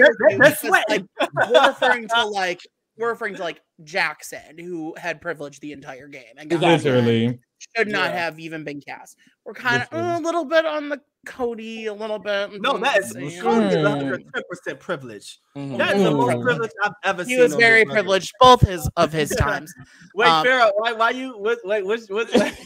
Go check me out on the Winner Circle podcast. Oh yeah, you were with. Yeah. Yeah, we have to refrain from dragging our daddies. We love you, Cody. But if y'all want to go watch our winners rating, we did get a little bit into it. Speaking of the winners rating, we gave Kevin like a higher score, and y'all mentioned Kevin, and y'all was dragging us for that Kevin shit. So I'm glad that y'all support Kevin, Josh, and Frank. Like I really can I say you talking about Kevin for BB Can? Yeah, BB Can. A lot of people don't like him. I get chills from his gameplay. Like Oh, I watched, yes. I watched Such a that good to a game. T. Kevin played the best game I've seen in It was years. nasty. That's what we said. Nasty. One of the It was best winners violent. It was ever. so sickening. Period. That game, Like it was disrespectful. That's how good it was. Like it was so I disrespectful. mean, But he wasn't disrespectful. He played No. his cards right. You know what I'm saying? he's Mhm. great. That Honestly, was he's some up there great with June gameplay. Song. Sorry, I'm a June I know Song. that's right. Period. Wait, Here I got for a the real June. quick. I got a real quick question since y'all watched it live. When I rewatched BB2, I was like, Nicole should have won. What y'all Yes. feel? Yes, I Yay? agree. I Okay. love Nicole from season Frank, 2. you didn't jump hard enough. What's up? No, I think Will did that. Like back then. Josh, you my bestie for real. I know that's no, right. No. Back then, the gag is back then. I was rooting for Nicole, but Okay. being a player and going back, Will did his thing. Is that because of BB7 or is that because of BB2? I watched it Because- in chronological order. Okay. Live. There you go. So I I was agree. rooting for Nicole, but being a super fan now, Will, the way he lied, I just like that. I like liars. I love a I liar. love that shit. I love a liar. I You know, love and a then you liar. go to the diary room said, like Danielle Red said, yeah, I lied. And you own up. Yes. The fuck, that's what gets my attention. I think, you know what? Can we like all recap like a season together? Can we like do like an old school I'm recap? genuinely down for that. Let's do it. Let me give Michael this damn rating. I'm giving him a 7 too. I agree yeah. with everything y'all said. What's your name? Josh? What you Yes. think? Josh, my bad. Okay. Call me whatever you want to call me. I don't What you think for Michael? Wait, did you give him? What you give him? I didn't give him anything yet. I'm gonna give him a 7 as well. Why not? Keep it all the same. I do think Michael's playing a good game. I do think it's his game to lose right now, and he has potential to have the most comp wins in a season. It's he could do it. He won't get want him it. to beat He Janelle. won't get. No, this is What is the It's 9. I genuinely do not believe Michael will That's get it. it. I don't believe Janelle anyone will still get got it. it with 9. But you No don't think, one's but gonna you don't, get it. wait, you don't, Farrell, you don't think he'll get what? He's not going to tie the record. No one signed the Queen. I fear. Oh yeah, how many? What are we talking 9. about? Like a cumulative, like season in All Star In one season, she Janelle won 9. 9 competitions And in one that's season. the record HOH for one PPO, season. right? Janelle wins another one. It's season 6. She won 9 competitions. In season 7, she won 9. Even All Stars. Yeah. Yeah. Okay. It's Sorry, crazy sorry, because- sorry, my age. I don't remember. I'm just joking. It's crazy because she did that in a shorter season. Like it's been With the less longest amount of season time. since then, and no one has been able to get 5 POBs and 4 HOHs in one season. Like it's insane. Like And they they still still come imagine- close. He could do Michael is the epitome of a super fan in terms of like, you know, optics epitome. Like I'm a fucking super fan. But you know what I'm saying? Like he's watched every season.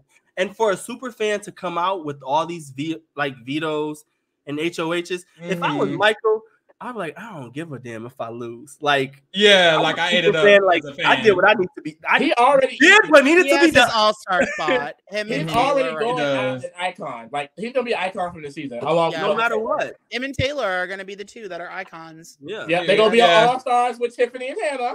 Period. All-Star Yo, season. we got Tiffany on our show next week. Yeah, Tiffany. I'm so excited. We got I'm so Tiffany excited. coming on next Wednesday, and then we have Brittany next Thursday. So we're Okay. Sure. Brittany who? From Brittany last from- season. last season, 23. Oh, okay. Oh, girl. My mind done went to Haynes. My mind went to Oh, I we was love like, her, damn. So we love her. No, we Oh not my there God. yet. We not there yet. We're not Oh, there yet. okay. We I got so got scared. Tiffany. I was like, not y'all getting the big hitter, the heavy hitter. We got No shade to Brittany. Love Brittany. we had Diane, we had Chada, Rockstar. Her. Yeah. And go Look at check them out at the Disney. Couch Potato Queen. Yeah, I was on it. Her.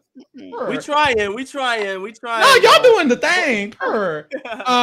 Okay, we have Monty next, y'all.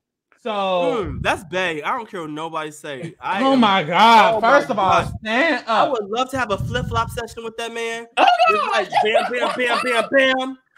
Your turn, my turn, your turn, my turn. Maybe we need the disclaimers. Jesus. Oh, my Okay. bad, my bad. Sorry. Nah, you Sorry. good? It's the brand. One thing about me, y'all know me by now. The people who watching, this is Pharaoh speaking. I don't give a damn about Monty. Monty could go home this week. Monty could have went home last week. It's a no for me and Monty, and it will always be a no. Shout out to you, Frank. You're his only fan. I know that's right. He's not paying my bills, so. Oh, okay.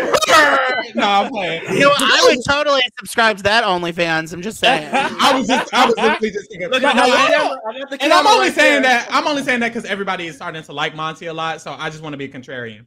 But that ass, when it comes to his game, I'm feeling a little better about it because even though Taylor exposed him, it doesn't necessarily seem like Brittany or Michael are planning on targeting him soon. They still seem like they want to target Kyle first. And it still seems like that inclination of bringing him a little farther is still in their minds, regardless of the exposure. I like that he's thinking about Michael having to go. It shows that he clearly still has that intelligence that we saw a little bit at the beginning of the season.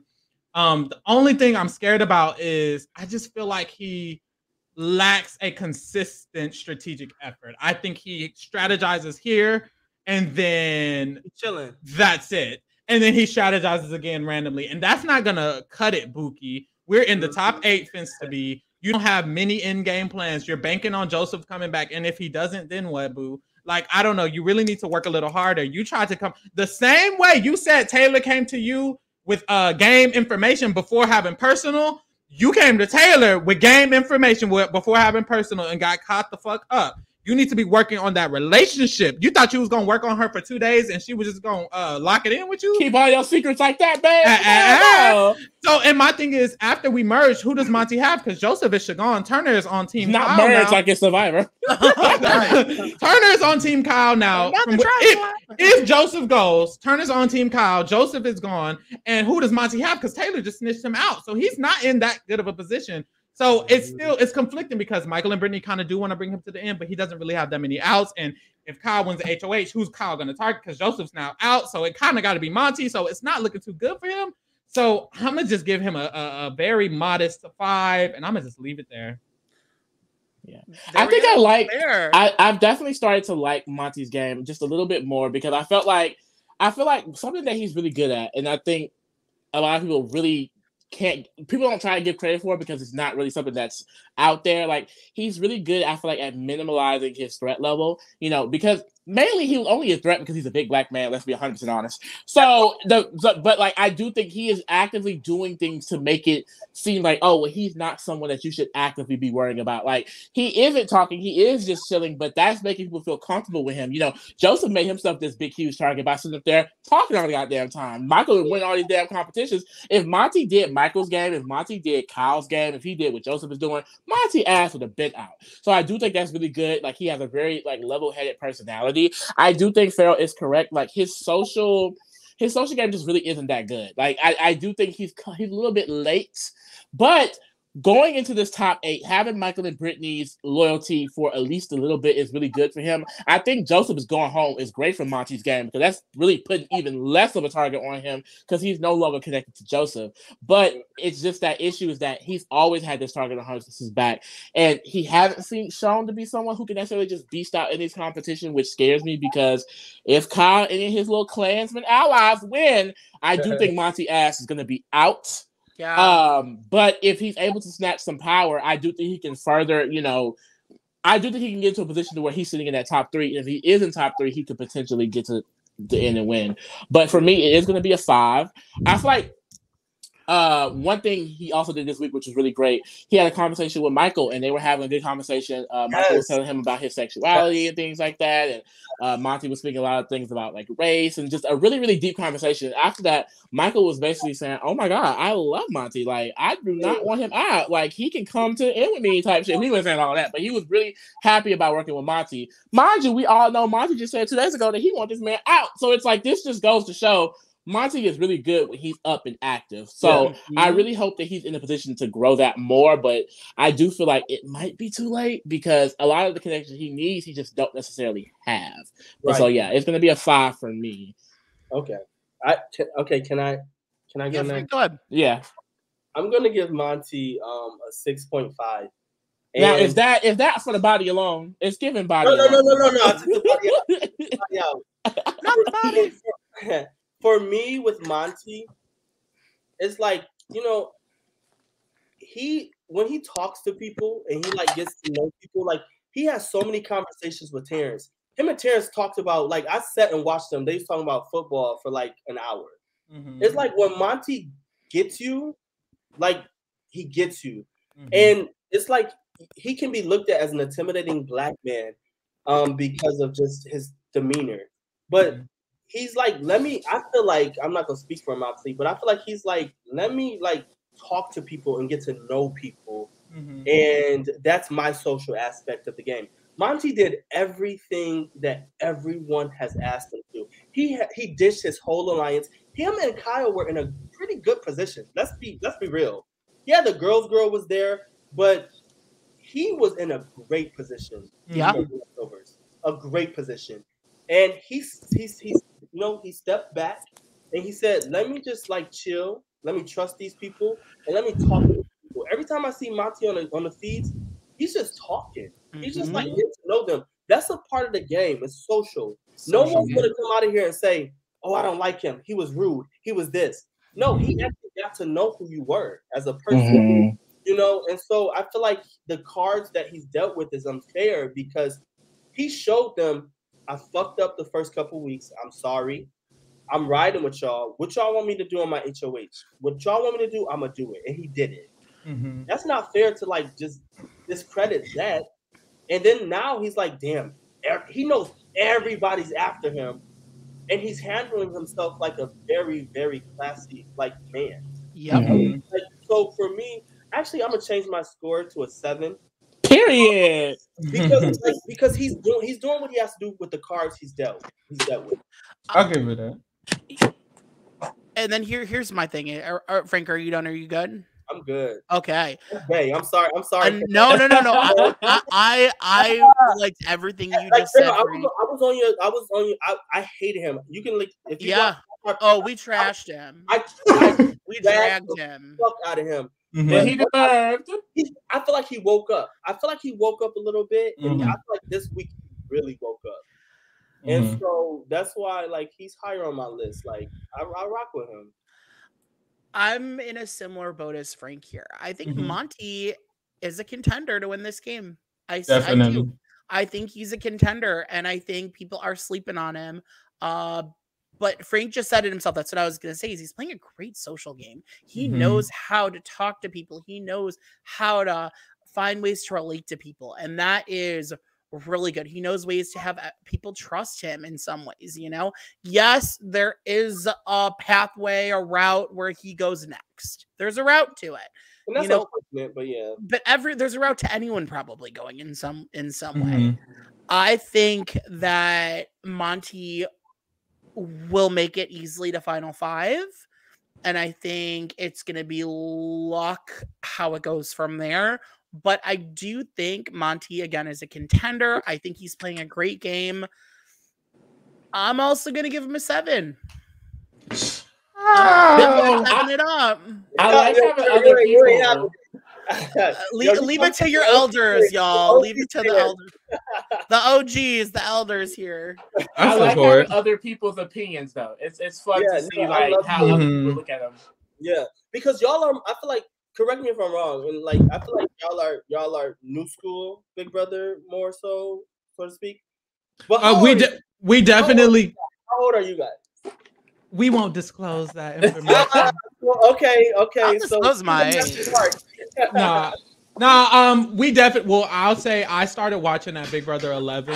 I didn't really get into the show until Big Brother 16, 15, 16. So technically, a lot of my feed watching, a lot of my actually analyzing strategy, has been through new school situations. So I think me and Lee, well, I know I'm gonna speak for myself. I do think a lot based around the energy that has been implicated through this new school situation. When it comes to, you need to have everybody being in an alliance with you. You need to make sure you're in the center of the house. That's the only way to win. Back in old school days, that was not the only way to win. But I will say, I do think Big Brother is reverting a little bit more back to those days after the diversity initiative. I think the gameplay has now evolved to like just kind of a mixture of a little bit of how old school was, a little bit how new school was. So I think that this idea that, oh, of course Michael or Kyle are gonna win, it's just not true anymore. So I like that you guys are giving the opinions you guys are giving, because it really, I think, coincides with the new school situation, which is why I was rooting for Brittany, and I think Brittany actually has a chance because that kind of same idea. But yeah, I feel like definitely, because I literally the first season I ever watched, I don't know how I'm still in it after, but it was season 15. So that was like the very first one I watched. And I wasn't able to watch Feats. I just didn't have access to it. You know, I started. Who won 15? Andy. Okay, yeah. And at the time, I wasn't really able to get into the feeds like that because I was watching it when I was like way younger, so I wasn't really on top of like the feeds. When I was in middle school, I was not gonna be able to pay for that. So literally, I feel like growing up, like it was like I would have to get a lot of my information through Twitter, but once I was able to like get on Twitter, like get into the feeds and things like that, and I spoke about this with Farrell a lot. It's really hard watching seasons kind of like 15 through the 22, because my favorite players was always going to be the POC, mainly the Black women players. And every season you have to watch those specific players not be able to play and fight to stay in the game. And so there were so many girls that were treated like shit that should have been icons on the show. Like Emmy would have been an icon on another season. It's so and then I realized watching BB23 when I finally got to see literally my faves running the game, I realized, oh wow, I have been not able to fully enjoy the game of Big Brother because I've always had to watch it from the lens of my favorite people literally fighting to stay in the game because of the color of their skin. So it's like I'm really starting to open up my eyes just a lot more to a broader scale of the game. And I've seen a lot of older seasons. I've gone back and watched them, but I do feel like I don't have that understanding of old BB because I really don't, because it's really just a whole different environment. Like I kind of grew up watching Big Brother in new school BB.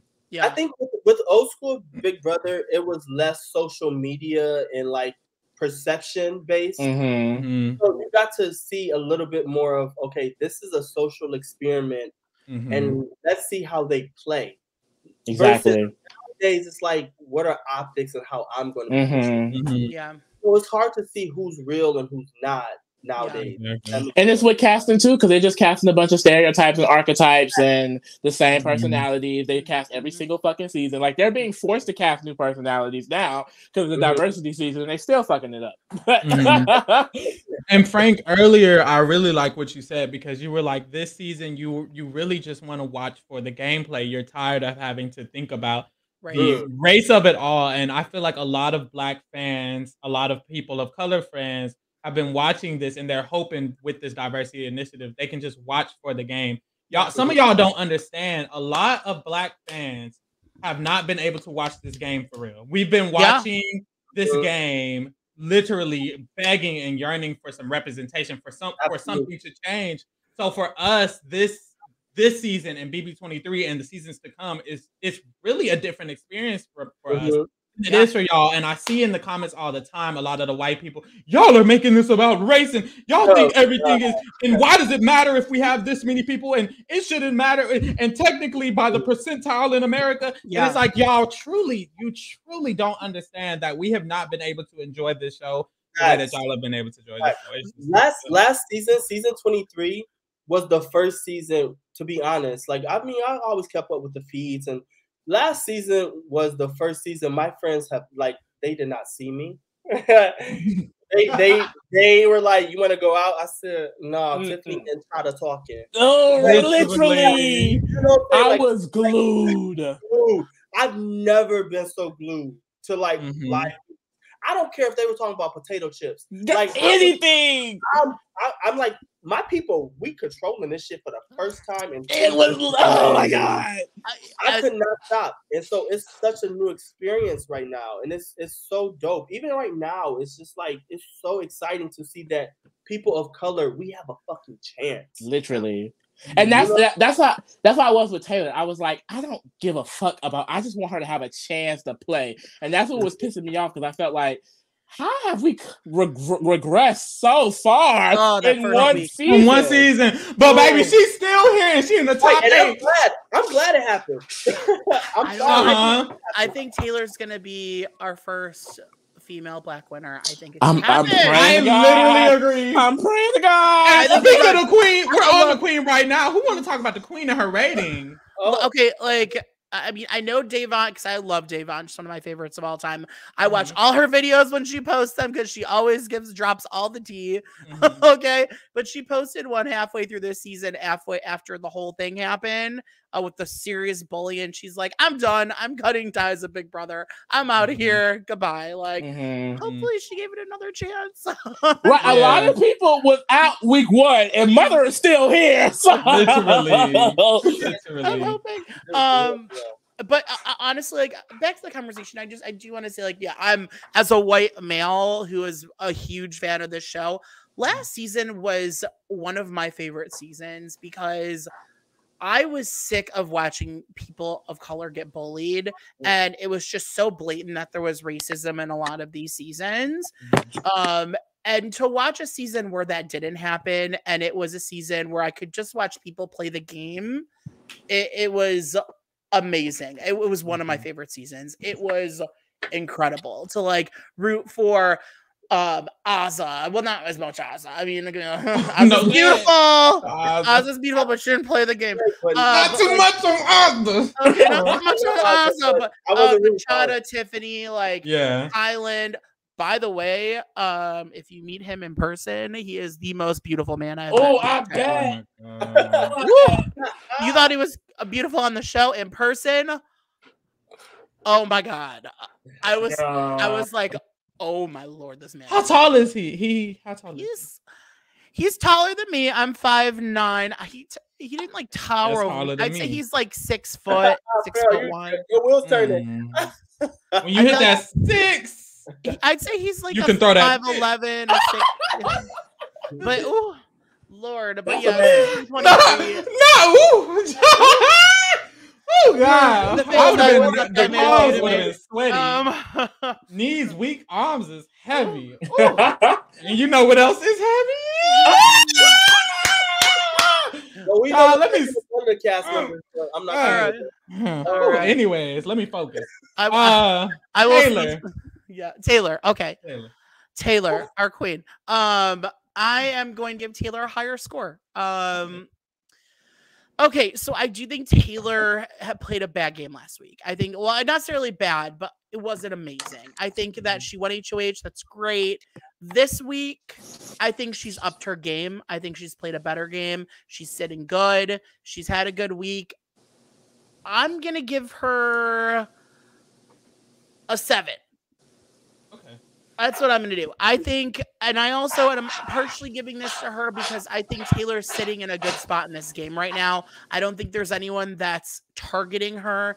I think that if she made it to the end, she could have votes to win depending on who's against her. So I think she's a contender. So I'm going to give her a 7. And you know what?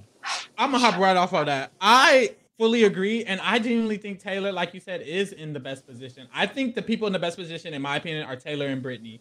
And Taylor's the most likely to win of those two. Yeah. I think Taylor can get the jury votes for real. If Joseph goes, he's probably going to vouch for her. Indy already wants to vote for her, so I think Taylor has that win equity and that positioning. I also think that when it comes to, y'all are hating on her strategy for no reason, but when it comes to the social game, at this point, no one really wants to target Taylor. They're talking about maybe pawning her from literally as we speak. Alyssa and Kyle are talking. They're like, so what are we going to do if we go back and Jasmine goes home? They say, we're going to nom Taylor and Monty. They say, what if Monty wins veto? They said, we're backdooring Michael. They're literally talking about that right now. Wow. If that's the case, who say?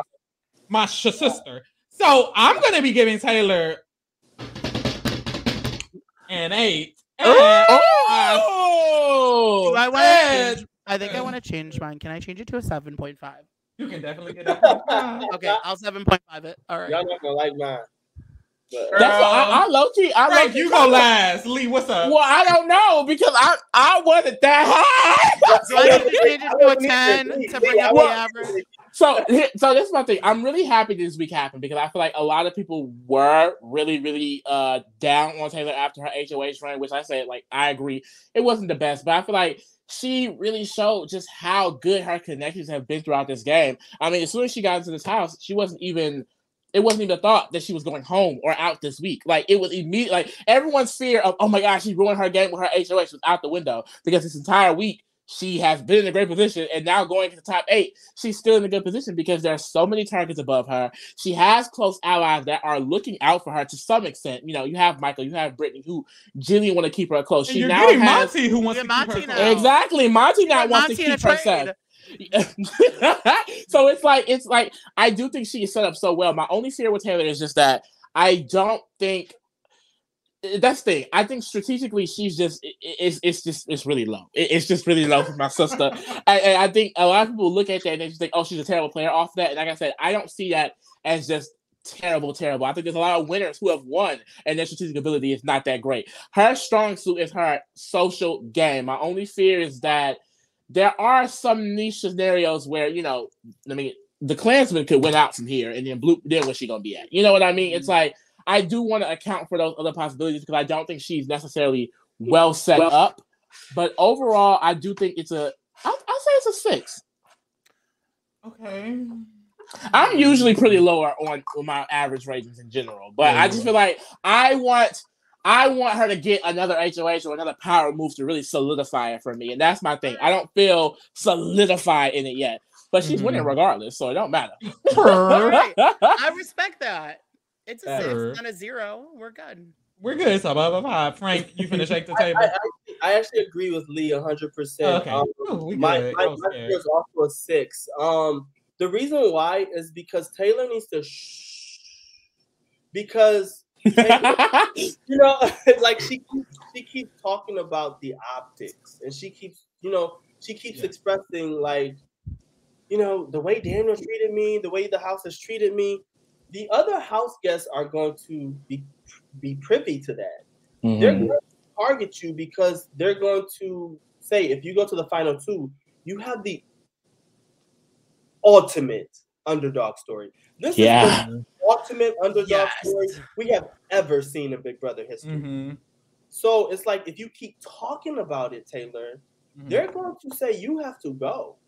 Mm-hmm. And Taylor she talks too much. I love her. Like, don't worry. Trust me. I'm with y'all. I want her to win. I'm a Taylor stan, but I'm also a realist. And it's like, if you keep talking about your disadvantages, that's not going to sit well with a Michael and a Brittany, because they're like, why the fuck will we take you? You have to just be quiet about it. And even Taylor, I love her. I promise you I love her, but it's like, sometimes just sit down. She doesn't know how to sometimes be quiet. Mm-hmm. Like, even in conversations, if you watch her, she does resort back to herself and her struggle within the house, and that's not going to sit well with a lot of them. Mm-hmm. That's the only reason why. But I want her to win, and she will. Manifested, but I honestly don't think they're gonna allow her to get too much fun. It's gonna be hard because I do think at some point they're gonna be like, Taylor ass cannot sit in the entire 2 chairs. Like, if you're in a final 4, final 3 situation, it's like, ooh. But I do think, like, this top 8 is pretty nasty for a BB That's what I'm saying. She gonna be in final 4. Either Kyle, Michael, or Monty are gonna be there. So you can't take out Taylor because Michael gonna win, and you can't take out Taylor because Monty gonna win or Kyle gonna win. So I think it's gonna be some heavy hitters. And it's top 8. It's top 8. It's not, and even Turner. A lot of people started saying it's rumblings. Turner gotta go. I'm hearing more rumblings about Turner having to go than Taylor, so that's why I'm like, ooh, like Turner, Kyle, Michael, Monty, she's so good. They all gotta go. She's sitting good. I think I could see a final 2 of Brittany and Taylor winning. I would 1,000%. I would love it. I would love it. Oh my God, so much. I don't think Michael and Brittany. I mean, I'm always the one that is on the opposite side of, like, how I feel. I don't see. I want it to happen, y'all. I promise you, I do. I just don't see it. I see she.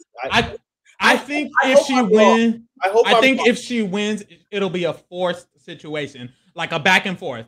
Kyle side, Michael side, Kyle side, Michael side, and then it's like, oop, Taylor wins final HOH. I think that is one of her best paths because if Michael just wins out, but he can't win this next HOH. So it's giving Kyle side's gonna win, take out Monty, and then if Michael wins, he's gonna take out. I don't know. So that's why I'm saying I think the way that it's coming about for this top 8, the setup, the kind of layout of the house, it's kind of not bad for Taylor because you have Turner and Kyle and Alyssa on one side, and then you have Monty and Michael on the other. So it's kind of like Taylor can't go just yet. We have too many. I hear what you're saying, but for me, I feel like Michael. I've been hearing a lot of jury management, and so I feel like Michael and Brittany, just because I can kind of see them a little bit. Like I feel they're thinking of Endgame, and a lot of people are. I just don't see them knowing or thinking that they can beat Taylor at the end, and I feel like they're gonna. I don't know. I don't know. I disagree with that. I don't think people are thinking about Taylor right now. They're not. They're underestimating. I was gonna say the same thing. No, but this is. I mean, are we talking? Are these later into the game? Is what you're saying? Overall. Oh, I was. Well, it's too late now. We on the last. No. But I'm saying. These ratings. My ratings have been like overall for like from now until the end game. It's honestly a mixture. Like my ratings. Like my ratings, I take into account how I think they're gonna go into the game, what's their win equity, what they've done. I take all of that into account. And I take different things into account than he does. Yeah. We just rating, baby. We're just having fun. No. What's up? I just want Taylor to just be quiet. I agree, but this is my thing. I feel like we really don't know how they feel about Taylor because they don't necessarily talk about it too much personal, like within themselves to the cameras. But I kind of feel like if I was in the house and Taylor kept talking, you remember last week when Taylor was fumbling the bag? Brittany was like, "Ooh, Taylor kind of stupid." I think people overestimate how they feel about someone. I think because Brittany now thinks Taylor's dumb and Michael kind of thinks Taylor's dumb, they're gonna think the jury thinks the same way. That's kind of what they were saying. They were like, "I don't even know if we can work with her because she's so stupid." I don't think they're going to see her as necessarily a jury threat. I think they're threatened by the fact that she could win the final HOH and break up their final 2. But I don't think they're threatened by the jury thing. They also think Indy and Jasmine and them hate her so much, which they do. But one thing about eviction is an eviction gonna make you switch up. You see Nicole, Daniel, and the mirror all trying to say that's their best. Yeah. So I think that if I'm not even gonna lie, dead ass, call me stupid. If I was Brittany and I was in that game, or if I was Michael and I was in that game, I'd be like, them bitches not voting Taylor. I would literally think Indy and Jasmine are never voting Taylor. The way they called this black woman every name in the book, I would genuinely not think Indy, Jasmine, or Terrence, or Alyssa, whatever. That's 4 votes. But I probably would not think would vote Taylor. I would be wrong, but I don't. No. I get what you're saying 110%. But my thing is also with Taylor is if you're gonna, she also talks about like, especially her speeches, her story and shit. Her speeches are iconic. It is. So think about her final. Would you really want to go to the final 2 with her? I don't think I would, but I don't think I would be confident that she was gonna get all them votes. I think if she's in final 3, it's definitely because they were worried about getting out.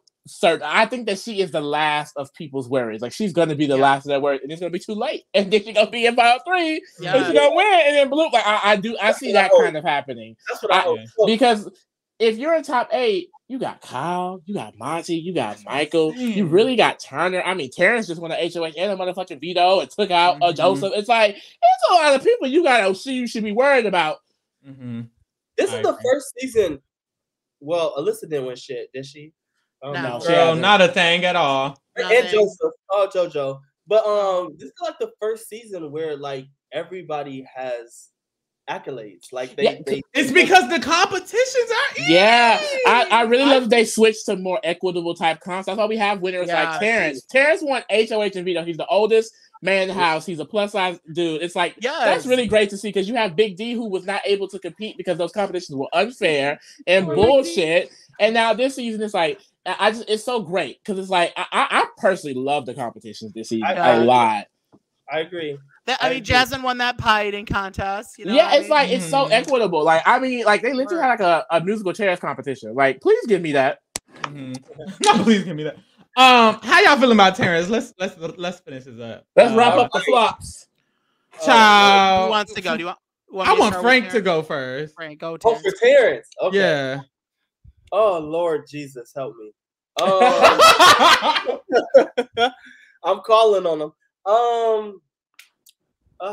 Because of these wins, I'm gonna give Terrence a 3. Wait, what the wins do bring him down or up? Huh? The wins. No, the wins bring him up.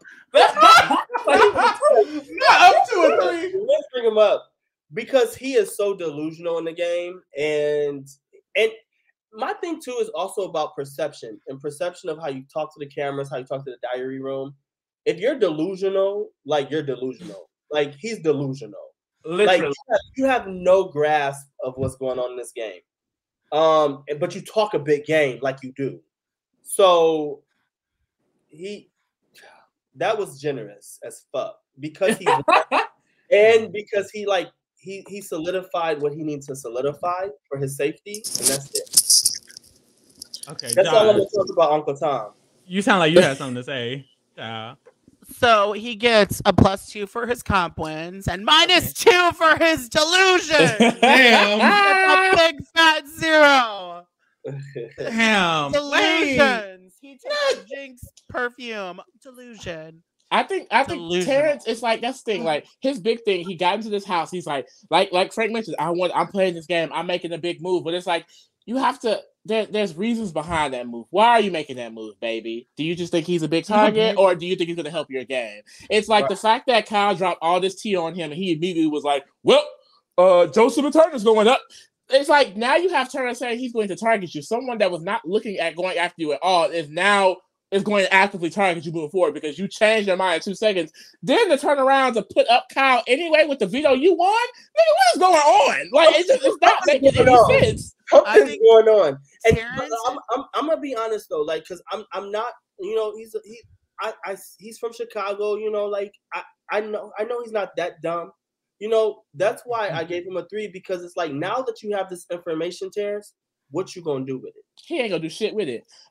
We see what he did with it. I will say that's the thing. I like his game. I like the little rat game that he does because if Monty does win, he is gonna go up there and spill. Right. Okay, we know that's his gameplay, but it's just like that's not gonna get him. I just think that's not gonna get him much respect at the end. Like his moves are not thought out at all, and he's just going with whatever someone is suggesting. Like if Joseph came and dropped that T first, who knows what this would have happened? You know what I mean? It's it's just I don't know. For me, I feel like at least now he has a little bit more win equity because of the comp wins. So I'll give it a 3 as well because I've been giving them 2s, child. So he at least go up a little bit. But I do feel like overall, I mean, Terrence has just been a complete disappointment. He's done nothing in the first half but sit there and talk shit about Taylor, and now he winning competitions and talking shit about Taylor. Like it's just like do something else, switch it up. But I also with Terrence, like I don't fuck with Terrence at all. Like if I have a bunch of tweets that I'm like, ooh, if I ever like, you know, speak to this man, sorry. But not really. I'm not going to his karaoke bar at the bowling alley. I remember the first week of feeds, like he really was very ostracized. You know, the cards that were dealt to him were not heavy. Like so he had to do what he had to do. But I want to see what you do with this information that you got. And if you nominated Kyle because of this information, kudos to you, bro. Kudos to you. Play the game. Now you can play the game because you know what's going on. And that's it. I really feel there are 2 contestants, maybe 3 that I think were just really lazy, poor casting choices. I think Paloma was one of them, shouldn't have been cast. I think Indy's another one, shouldn't have been cast. And I think Terrence is another one that shouldn't have been cast. I think there are better older men that could have been taken that role of the older guy, you know. By the way, also he's 47. That's not old. Maybe they should have put someone that's like 65 in the house, like another Jerry's. No, I'm kidding. But like I just don't think he fits this. I just don't think he was a good casting choice. I'm sorry. There's like 3 or 4 of them. I don't think he should be in this game. I just don't think. I think there was someone better probably out there that could have taken his spot. I literally agree, which is why I gave him a 1. And he's not getting more than that. I'm not even gonna talk about it. Turner. I do feel like I've always liked Turner's position ever since the Leftovers was created. However, I've never. You did that. Oh yeah, baby. Terrence They'll get him some love last week. However, I do feel like last week was gonna give us. However, this is what I'll say.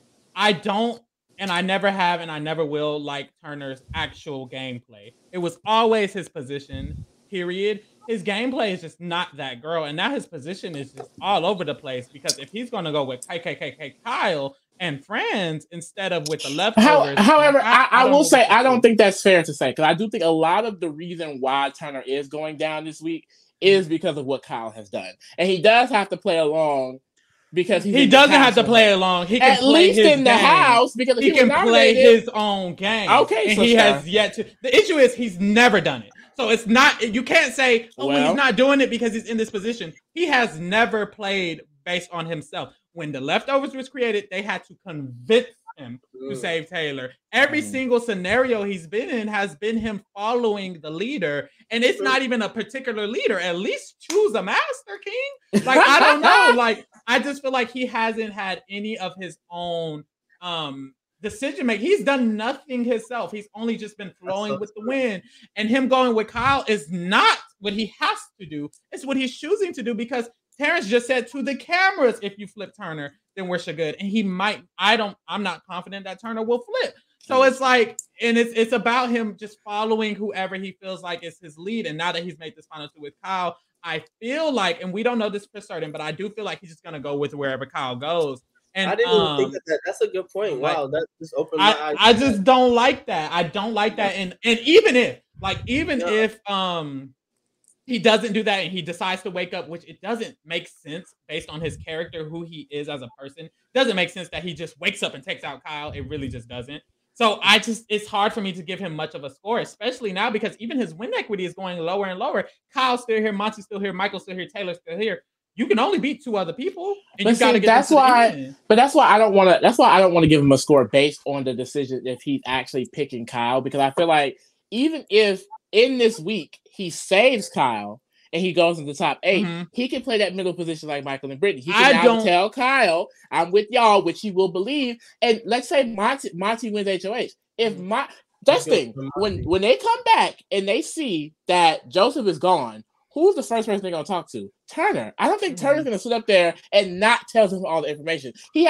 Turner has no reason to distrust Monty and Taylor and has not expressed reasons to not trust them. So it would not make sense, in my opinion, for him to go into this top 8, all team Kyle, and not speak game with him. I do think when he connects back with Monty and Taylor and Michael and Brittany and them, his target level is going to decrease again. I think a lot of the reason why people are trying to push him with them is because he's with them in the split house. Like, they haven't been able to talk to him.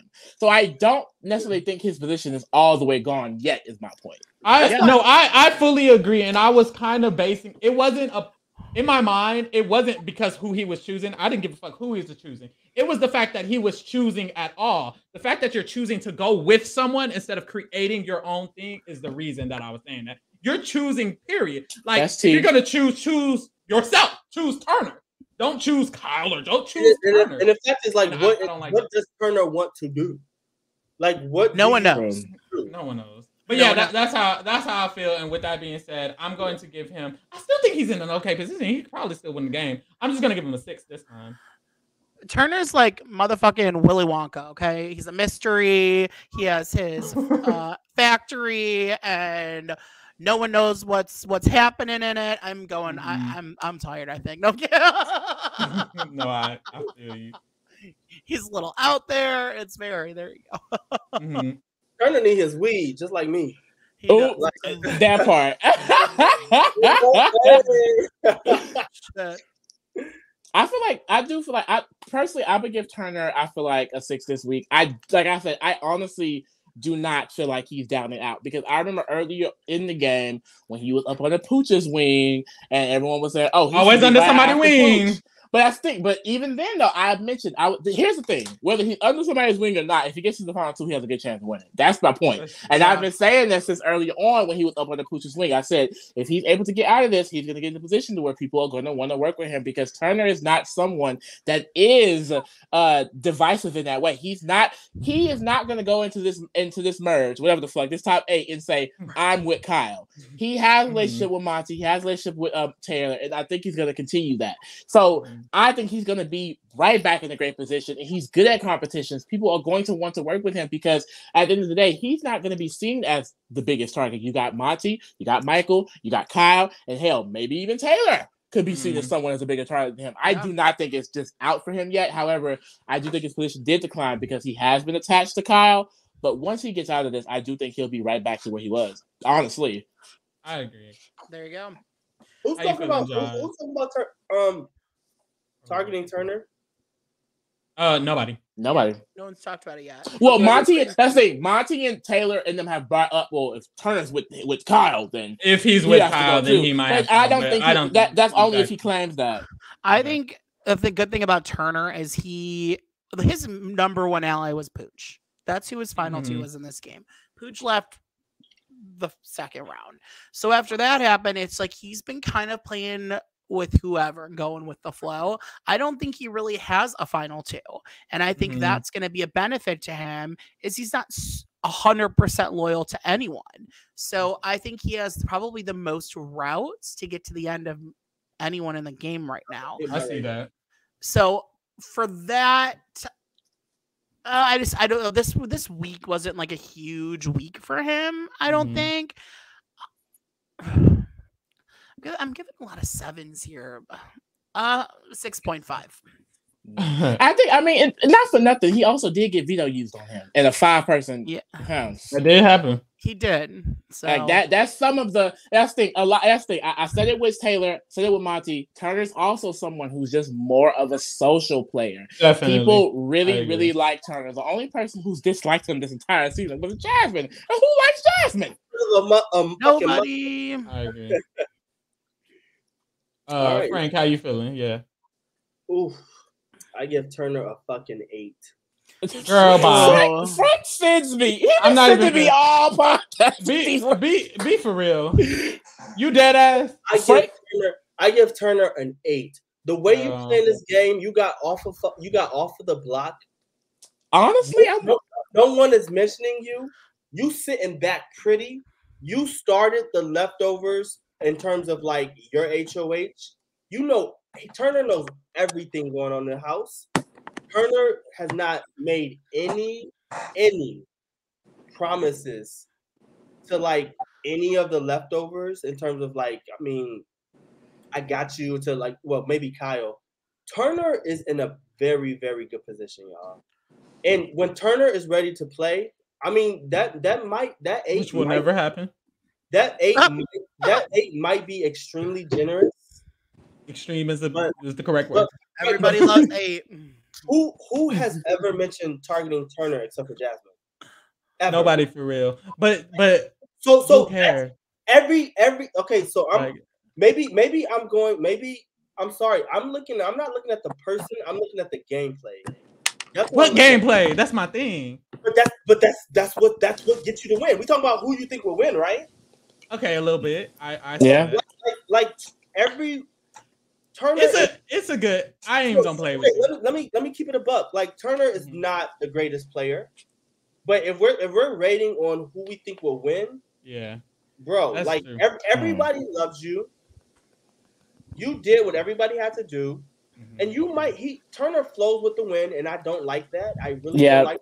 Really want to see what he's doing, but to be honest, you are playing a hell of a game if no one is mentioning you except for Jasmine. That's who's going home this week. Who's going home? Wait, no one. So really, no one. For me, that's and then you have ties to everyone. To Terrence, yeah, he does. To the leftovers, to the pounds, to Alyssa, him and Taylor. They're like, wait, okay, there we go. They're like this. You know what I'm saying? That is some fucking. That's gameplay. I don't know if he's like consciously knowing Definitely not. And I think that's the issue. It really sets us apart for, I know, me and Pharaoh, because it's like it's not all the way conscious, but I do think, and Pharaoh, you mentioned this too, like players who don't make a lot of mistakes are really good. Like Turner is not making that many mistakes. There are people like, no shame, my sister Taylor, she's making a few. You got people like Michael who's playing this really out there game. A lot of mistakes are being made. People like Monty, people like Turner, who are kind of just have these very personalities that are really chill, really laid back. They're not making the same mistakes as other people because they're not playing doing anything. They're not playing the game. No, I'm playing. Also, I'm a weed smoker, so like I know how we operate. Like I know Turner is sitting back and just watching. He doesn't have to do anything right now. That's true. So if you don't have to do anything, why? If it's not broke, then. Or wait, if it's don't fix if it. It's not broke, king. Yeah, if it's not broke, then why fix it? Yeah, I feel you. Know what I'm saying? Okay, that's the only reason why. And do I stand Turner? No, but I like him a lot. Like I love him. Like I like him because he's funny and like he adds comedic relief. And that's all he has. When he mocked Jasmine in the DR, I died. Oh my god! No, he's hilarious. So funny. But in terms of gameplay, it's like. I'll play when I need to play. That's what Danielle Reyes did, and that's what made me love her. Is because she said in her diary room, she said, "I'm gonna sit back and I'm gonna just watch them go at each other and like do what they gotta do. But when it's time to play, I'll play." And I can kind of see, like, I don't know if he's on that. I can't see it. I don't. No. I'm not comparing Turner to Danielle by any. Oh, okay. Letting y'all know. No. But I feel like that's the route that he could take unknowingly. Exactly. Yeah, he's in a great position. You can't deny that. He is in a. How the fuck do you get off the fucking block like this? I don't know, but he's playing it good. He plays a good. I think it's a good social game. Honestly, yeah. He's chilling. Pretty. He's chilling. That's true. He's living rent free to most people in the house right now. Literally. No, he can literally. Turner can literally throw every competition from now into Final Four and get there. I think we'll be seeing Turner in the Final Four easily. I will say that's my one fear, because Turner's threat level is not as high as the other people, and I feel like he could be a ranks. He could be a ranks. Yeah, and my sister plans. But he's the first one to flip the script. He was the HOH that got Amira out. That's a bad bitch. I don't care what nobody says. Amira is a bad fucking bitch. Amira going pre-home jury is crazy, to be honest. I did not think Amira would be pre-jury. That's a gag. I would be scared of her. Second chance season, Amira will be there, hands down. She's the only one, though, from this season. Turner to do that, like, that is whatever you're doing, whether you know it or not, you're in a great position. He's doing it, child. Oh, yeah. Honestly, if I could predict the Final Four right now, I would say Turner, Brittany, Taylor, and Terrence. I was giving Taylor's gonna win. I was with it. I heard Terrence. I would not want Terrence there. I would not want Terrence there. I see that though. I actually see that. Terrence has third place. They don't think that Terrence can win. They're gonna drag him, y'all. I was hoping with the HOH and veto win, they'd be like, "Ooh, maybe we gotta get him out." I see we lose Michael at 5. That's my guess. I see that. I very much so see that. I'd say I feel like if he don't win that Kyle are next. One of them are gone. Monty or Kyle. Monty or Kyle are gone. Yeah. I think it will be Monty or Kyle next, then Alyssa, then the other of Monty or Kyle, then Michael. I see that. I'm looking at our ratings and I'm looking at y'all's. I'm sorry that we came on here and we just were so generous. No, y'all good. It really was not that bad. It really was not that bad. I love it though. I love seeing the different like opinions. I like how they rank out. That's the thing. Like, it probably would have been a whole different list because me and Pharaoh, we usually give like similar ratings. So I like seeing like people who are on different sides of the spectrum. Literally. For the people who are listening, we have Kyle at the bottom with a 0. He is number 10. We have Jasmine going home right after him at a 1.25. We have Alyssa flop 1.65. We have Terrence flop 1.75. And then we have Joseph, who is the daddy, and he has 4.25. We have Monty, Turner, Brittany, Taylor, Michael. That's our top 5. Michael's at the top. Taylor's in second place. Brittany's in third place. So I think we ate these rankings up. I think we ate these ratings up for real. Yeah. And when the top three are definitely good. And when Michael go home, he will be not on the rating, and Taylor will be the queen. Taylor will be back to her number one spot. Taylor and her lays. Taylor and her lays. Can I just say, if Taylor wins, that's 3 winners from Michigan. Well, 2 and 1 that we don't count, but you know. If it's Dan, right? And... So we got Dan, then we have Nicole Franzel, and then I forget Miss. Who else? Nicole. Oh yes, it's me, Nicole. Oh God, Miss Ubley, Michigan. But I'm from Ubley, Michigan, and Victor is gonna. Why do you sound just like not Victor? Tell me to evict Ian, but like, guys, it's really, really sad. And I really want to vote to evict Ian. Anyways, okay. Yeah, I remember that DR, and she's like, I just really don't want to be here right now. Her fucking overalls, child. And Victor started Coco Caliente and live in the town of Michigan. Okay, bye. Oh God. Well, shit, y'all. That was a wrap. Frank and Josh, go ahead, plug yourselves real quick. All right. Frank, you want to go first? Or you want me to go first? I can go first. Okay. Follow me on IG. At I'm Frank Williams. That's where I'm really at. I troll and like have fun on Twitter. You can follow me on Twitter at I'm Frank W. My original account was deleted, so help my following get up, I guess. But yeah, thank you guys for having us. I really appreciate it. I had a blast. 2.5 hours, so it was a good time. So hopefully you guys follow me, Lee and Pharaoh. I'll be back. Thank you guys for having us. No problem. Awesome.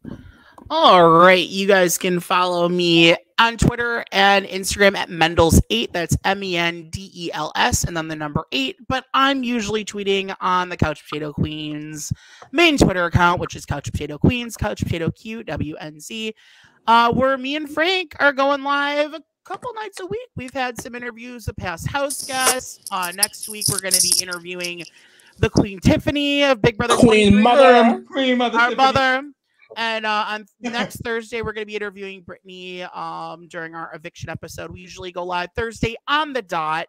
We do a live show right when the episode ends for live evictions.